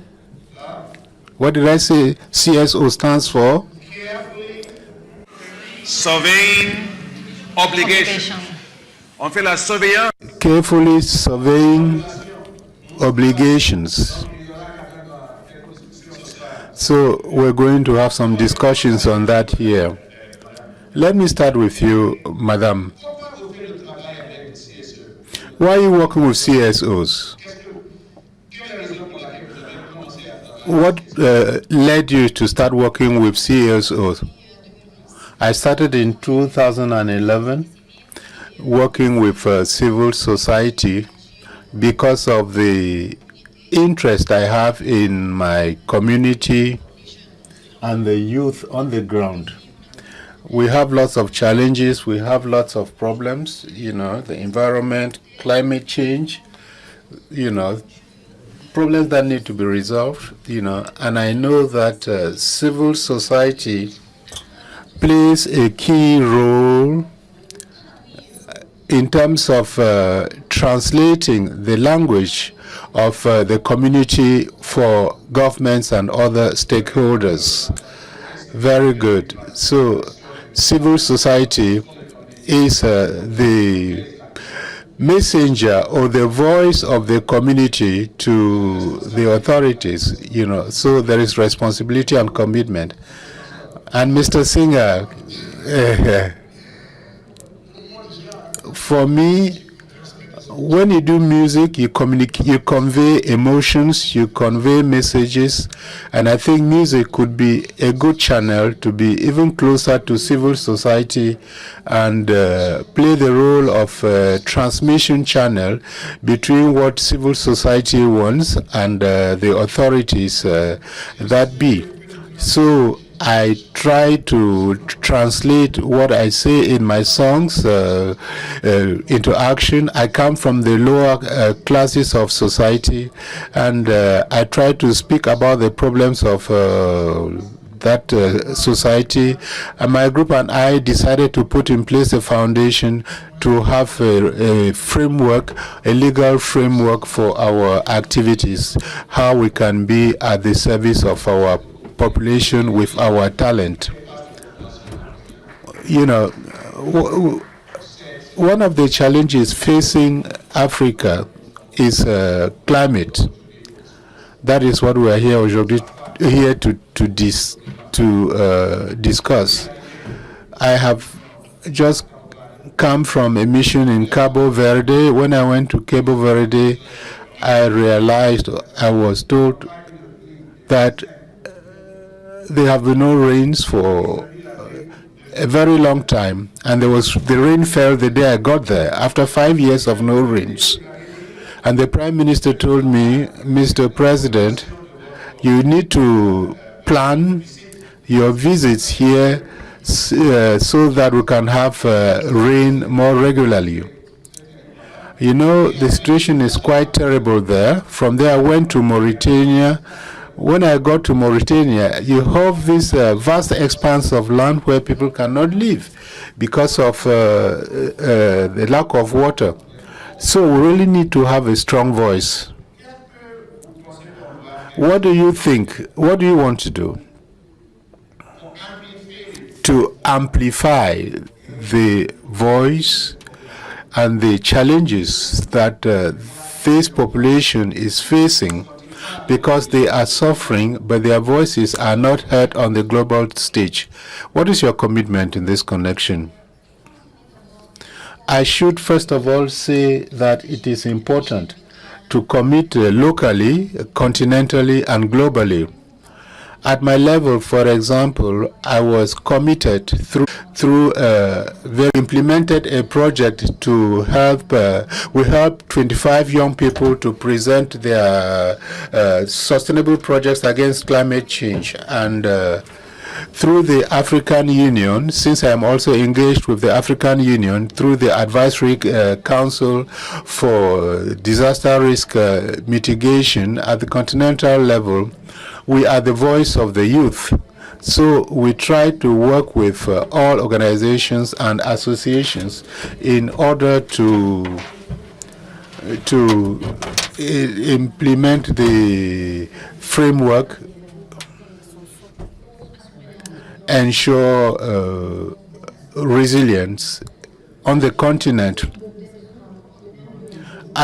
I was also a co-partner of the Youth Consortium, which is a platform engaging with several associations and organizations on the continent to improve or to build the capacity of the youth.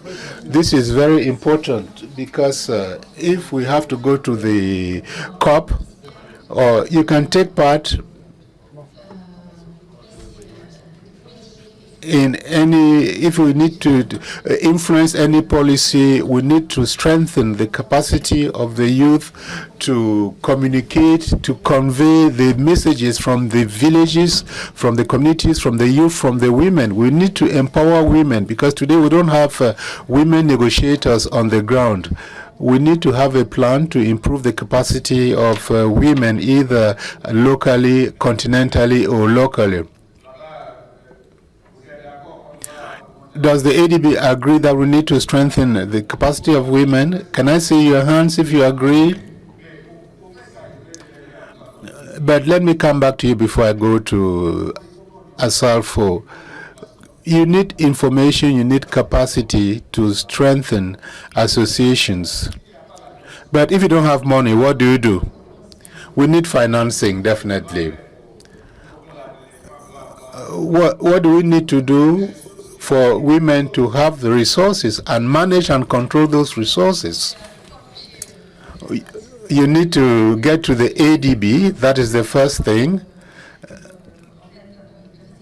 You need to facilitate that process, and it is important to have a clear strategy. That is how you're going to obtain financing and how you're going to work together with civil society to attract partners who will give you money, and you finance projects on the ground.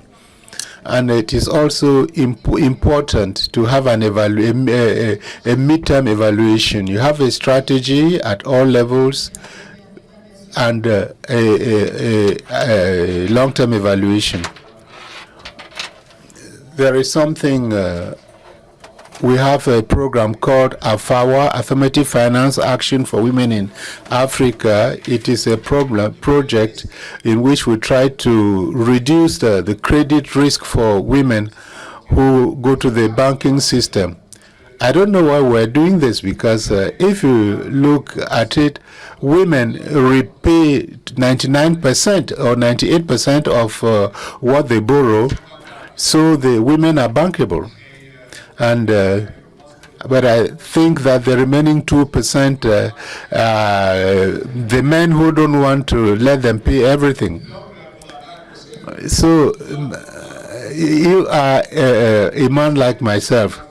What should we do to help the youth to cope or to engage in climate change? What do we need to do with them? We have the Agenda 2063. I am 62. I won't be around in 2063, but I think we should live. We should allow the youth to have some hope. What we need to do is that the ADB, what we need to do, I think the ADB has understood, because it is already involving the civil society in all its activities and all its consultations. This is the second forum in which I'm taking part, And in 2019, I was honored to be invited to the advocacy for the replenishment of the African Development Fund. So involving the society, the civil society, is a major step, but I don't think it is sufficient. It is one thing involving us and another thing letting us take part in the various consultations. But another thing is translating all of this into action. We need to walk the talk. And by assisting civil society in its activities, I think you are doing quite a bit in several sectors and in several fields. But we are in a sector which, for me, there's an imminent danger. You know, the real terrorism today is climate. You know, the multiplicity or increasing such initiatives will help civil society to engage more, to carry out more actions, because, you know, it is the first pillar when it comes to sensitization of the grassroots. Let me give you an example. You know, before the ordinary African, you know, for them, civil society thought that issues like climate and environment were scientific issues. It was a scientific discussion because the approach was not good. So we need to change paradigms. Today, the example I'm going to give you is the Ayafle project in Benjerville, where a house was supposed to be destroyed, an area was supposed to be destroyed to build a big hotel. But to say that the community got aware, everybody rose to the man to make the government change its mind, and that project was cancelled. What does this mean? That is, society is becoming aware, society is surveying. We need to increase sensitization of this community. We need to allow the community to own this battle, and it is initiatives like the Civil Society Forum of the ADB that will allow us civil society organizations to fully play and serve as a transmission channel with these populations. You know, I think the best way to do is to discuss with us, and at the end of the various roundtables you're going to have here, firm commitments are made, and those commitments are such that after 1 year we can take stock of what you did and say, this is what we were able to achieve within 1 year. The solutions are there. We need to persist with those solutions so that CSOs can fully play their role. Well, I don't think it is not a matter of working for us.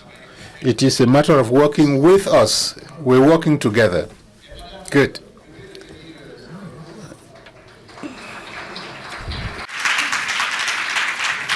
Il y a un sujet qui est vraiment très préoccupant, c'est la situation, le sujet de le... Another subject of concern is that of the energy transition. We have the vice president of the bank who raised this point. You know, people say we need to use renewables, but let me say that at the African Development Bank, 83% of all our investments in energy production are for renewables. But I know that that is not enough, because it is not enough to have a bulb. You need energy you can use for industrialization, create jobs for our people, improve the quality of living of the people of Africa. So we need to have this energy transition, but this transition has to be just. Madam, what is your view on the energy transition in Africa? The energy transition requires a strategy, a very clear strategy to start with, depending on the country's context or situation, because each country has difficult challenges that are specific to it and which may differ from country to country. So we need to work together with civil society, which has to be on the ground, identify the problems that the communities face, and on the basis of the strategy that will be put in place with the ADB, we can come up with a roadmap for the long term, which would be our vision with the AGB to have projects and activities that can be implemented over that period. Mr. President, if we need to talk about just energy transition, you know, in the speeches I heard that we have 600 million Africans who do not have access to the basic energy you are referring. You know, 600 million. You know, it's like we have been left behind. It's like there's a race. Some people took off, they got to the end, and then they asked us to start running at that time. And then they get to the end and they set new rules for us. I think this energy transition requires deeper reflection. I see all the efforts being made for this energy transition. I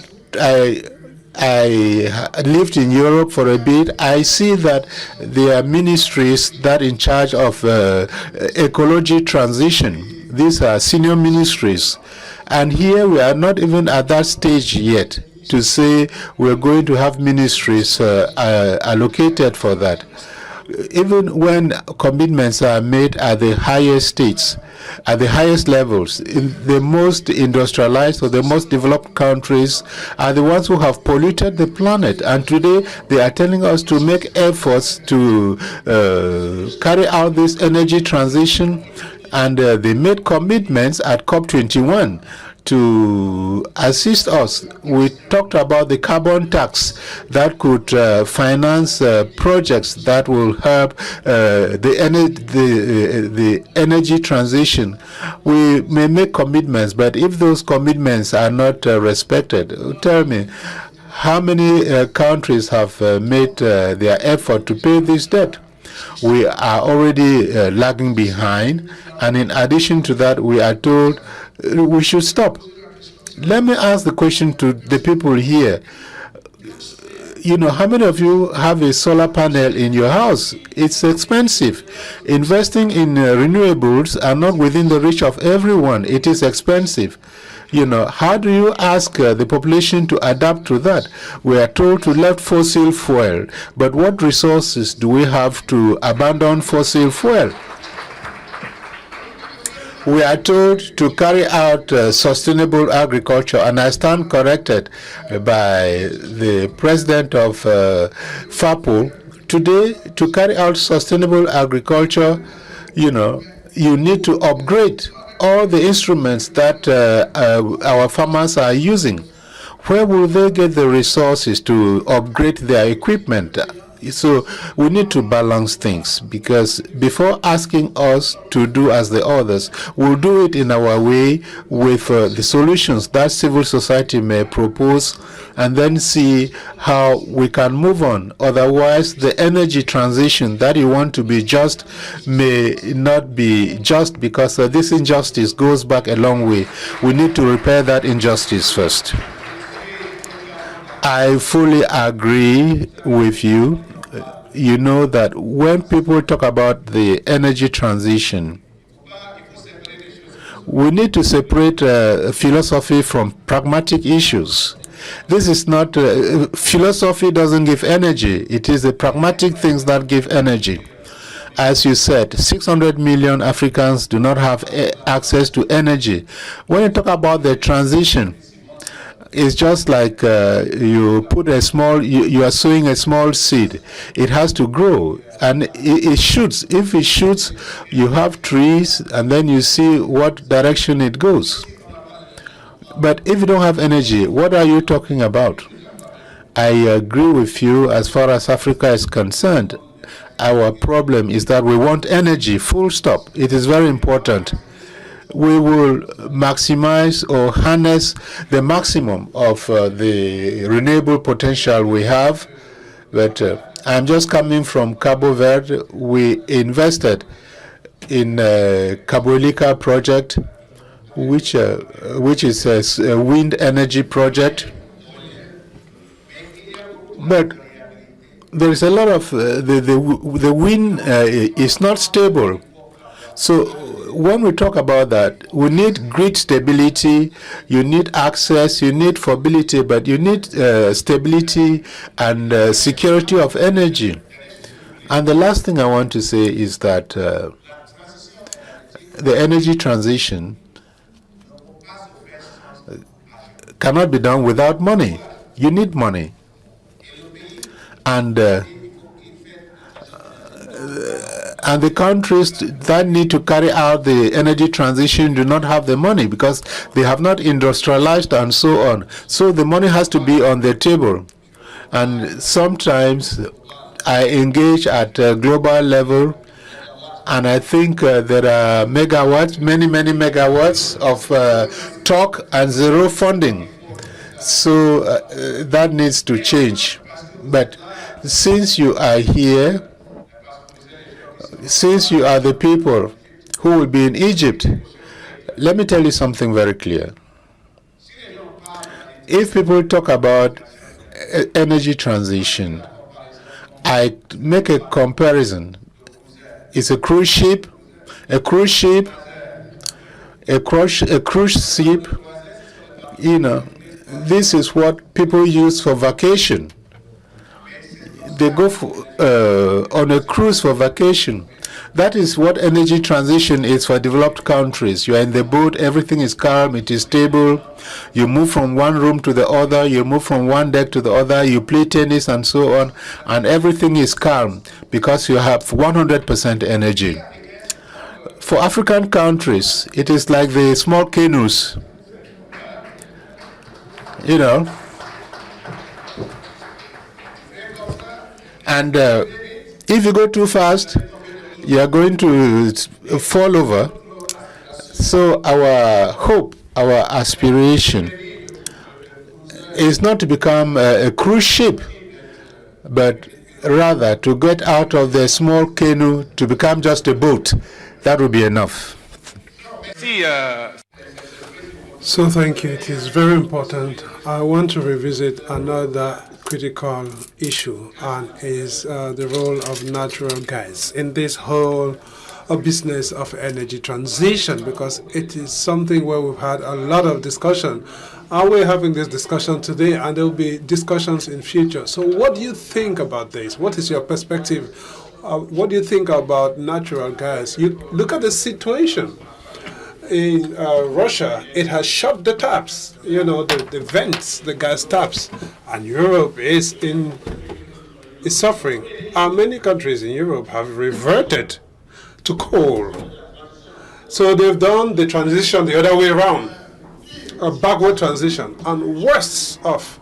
And this is really another side of the matter, reverting to coal.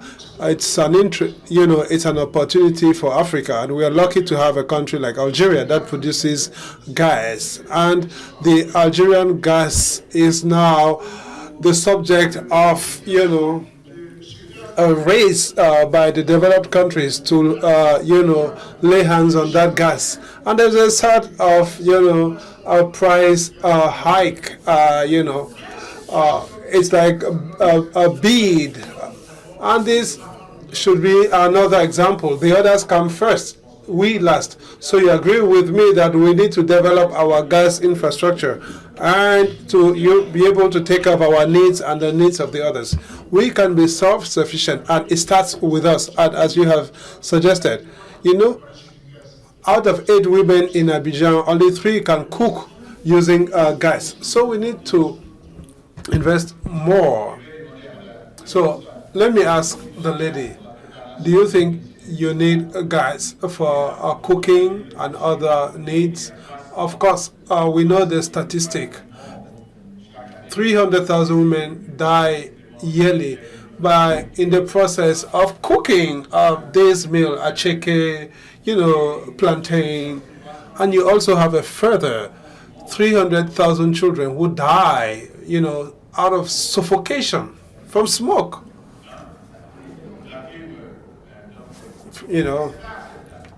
And that is not acceptable, because it means in 10 years we would have lost 6 million people just because we're trying to cook a day's meal.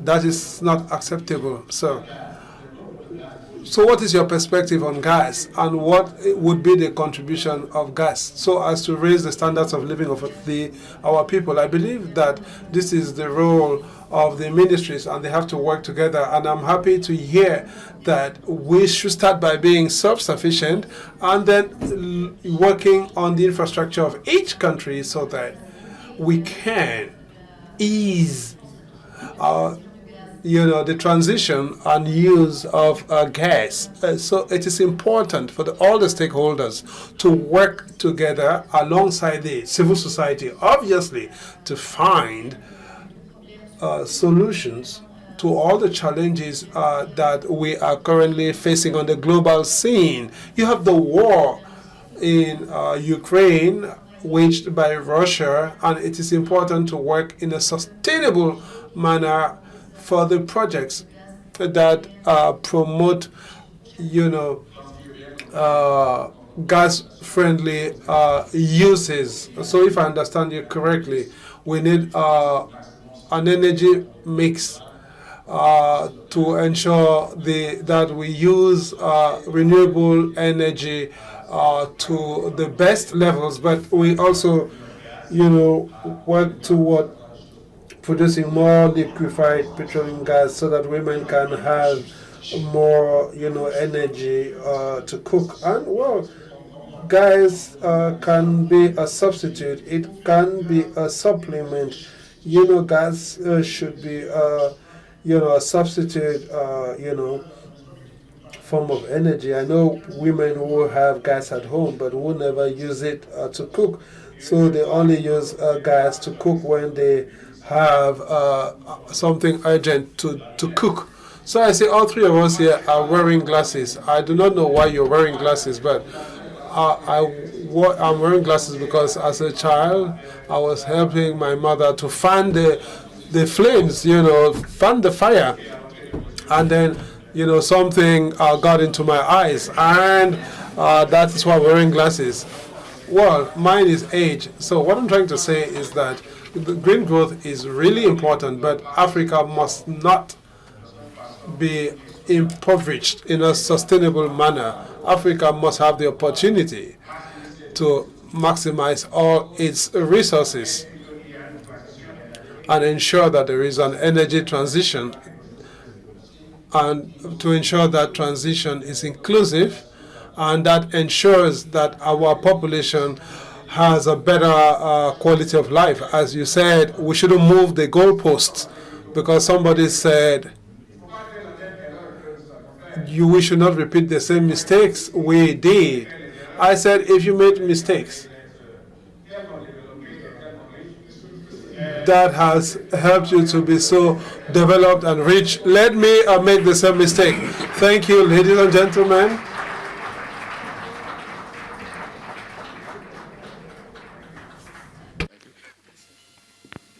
Merci beaucoup, merci beaucoup. Thank you very much indeed. Everything has been said, and we all agree that this was an excellent conversation. Do you agree? Do you agree or not? Was it? President, and also a very big thank you to your guests. We had, of course, Sumaya Zadem, the co-partner Youth Consortium, Youth Advisory Board on Disaster Risk Reduction at the African Union.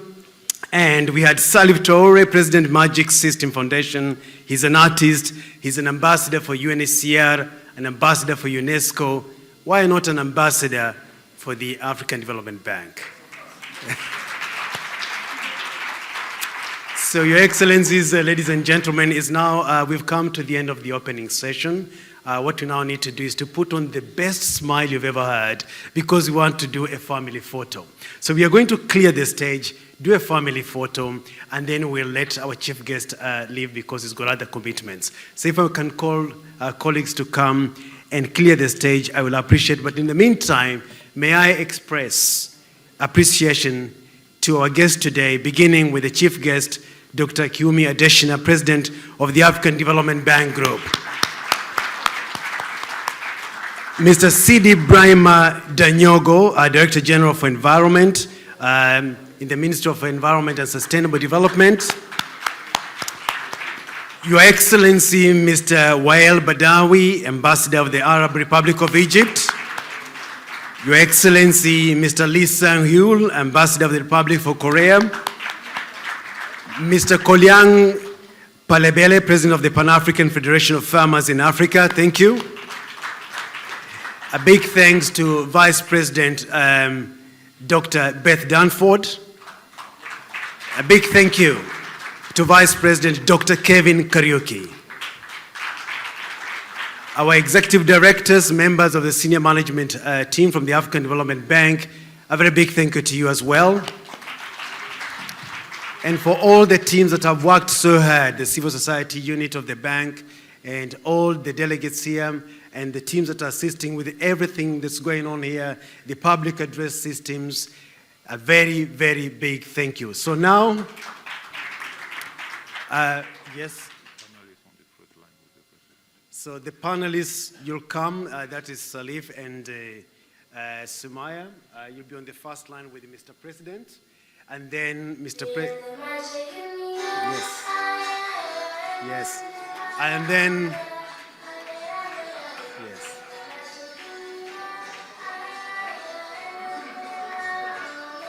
Ambassadors, vice presidents, come.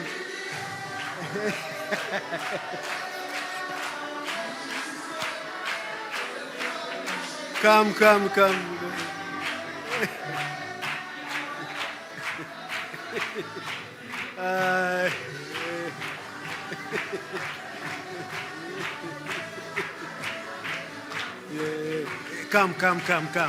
Yes, come guys. Yes, come guys.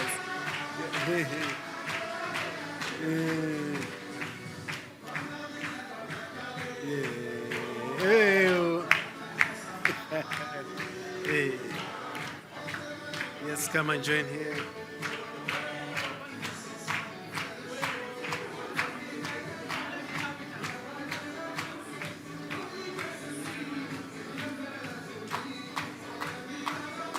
Yes.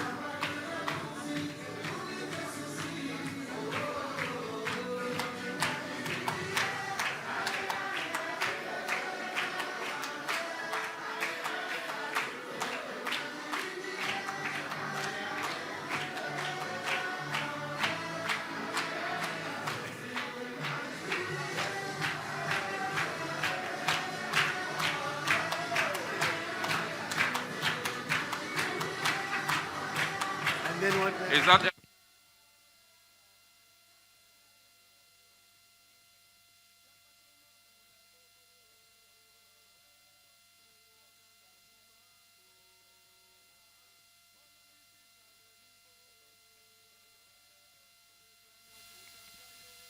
then we call the executive directors.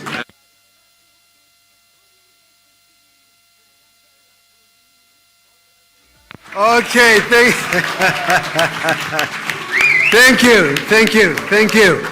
Okay, hold the music for a while. Is the first phase Okay, of the... all right, thank you so much. Did you see that? Oh my. I'll tell you one thing, Mr. President has got many titles. Cheerleader #1 for Africa. Now you can see dancer #1. He's also editor-in-chief for the bank. So this is the first round of photographs.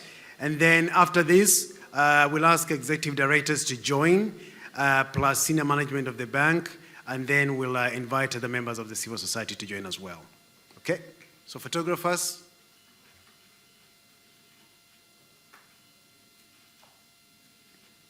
Thank you. Let me ask executive directors, if those who are around, please to come on stage and join. Executive directors who are around.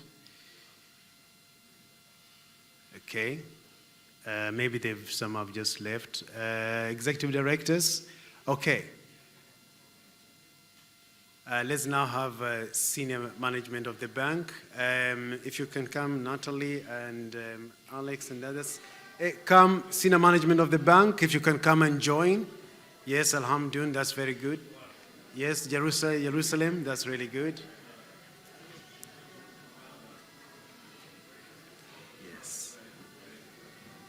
Yeah. I think taller ones will have to go at the back, I think. Yes, come, yes. Okay, they move back. Yeah, if you can just move back a little. Yes, yes. Yes, that's right. So,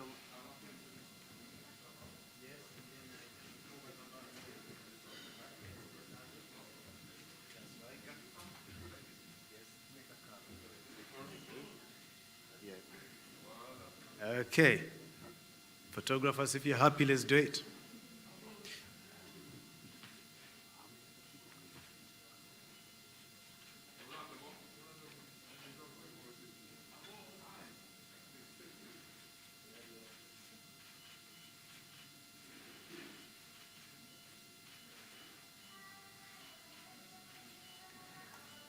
Okay, thank you. I think, yes, they do. So, yes, you will. Let me. I will just call leaders of civil societies. If you can come, please. Leaders. Yeah.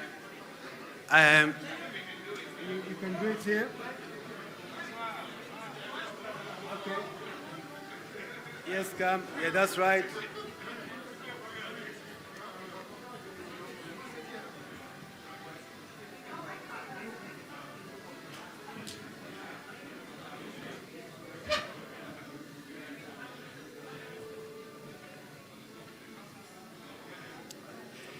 So, yes, come, and then we'll see your dance moves. So, no leaving the stage after the photograph.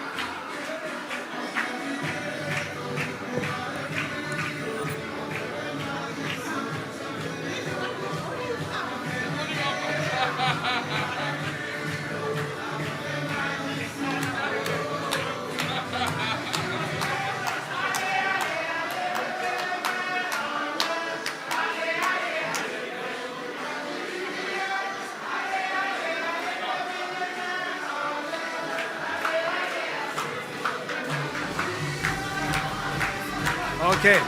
Oh, no. He's shy. Solomon is like that. Thank you. Coffee break. Thank you. Coffee break now. A very big thank you. A very big thank you. Thank you so much, Your Excellencies, ladies and gentlemen. It's time for a coffee break as we escort our chief guest and others. It's time for coffee break. Thank you.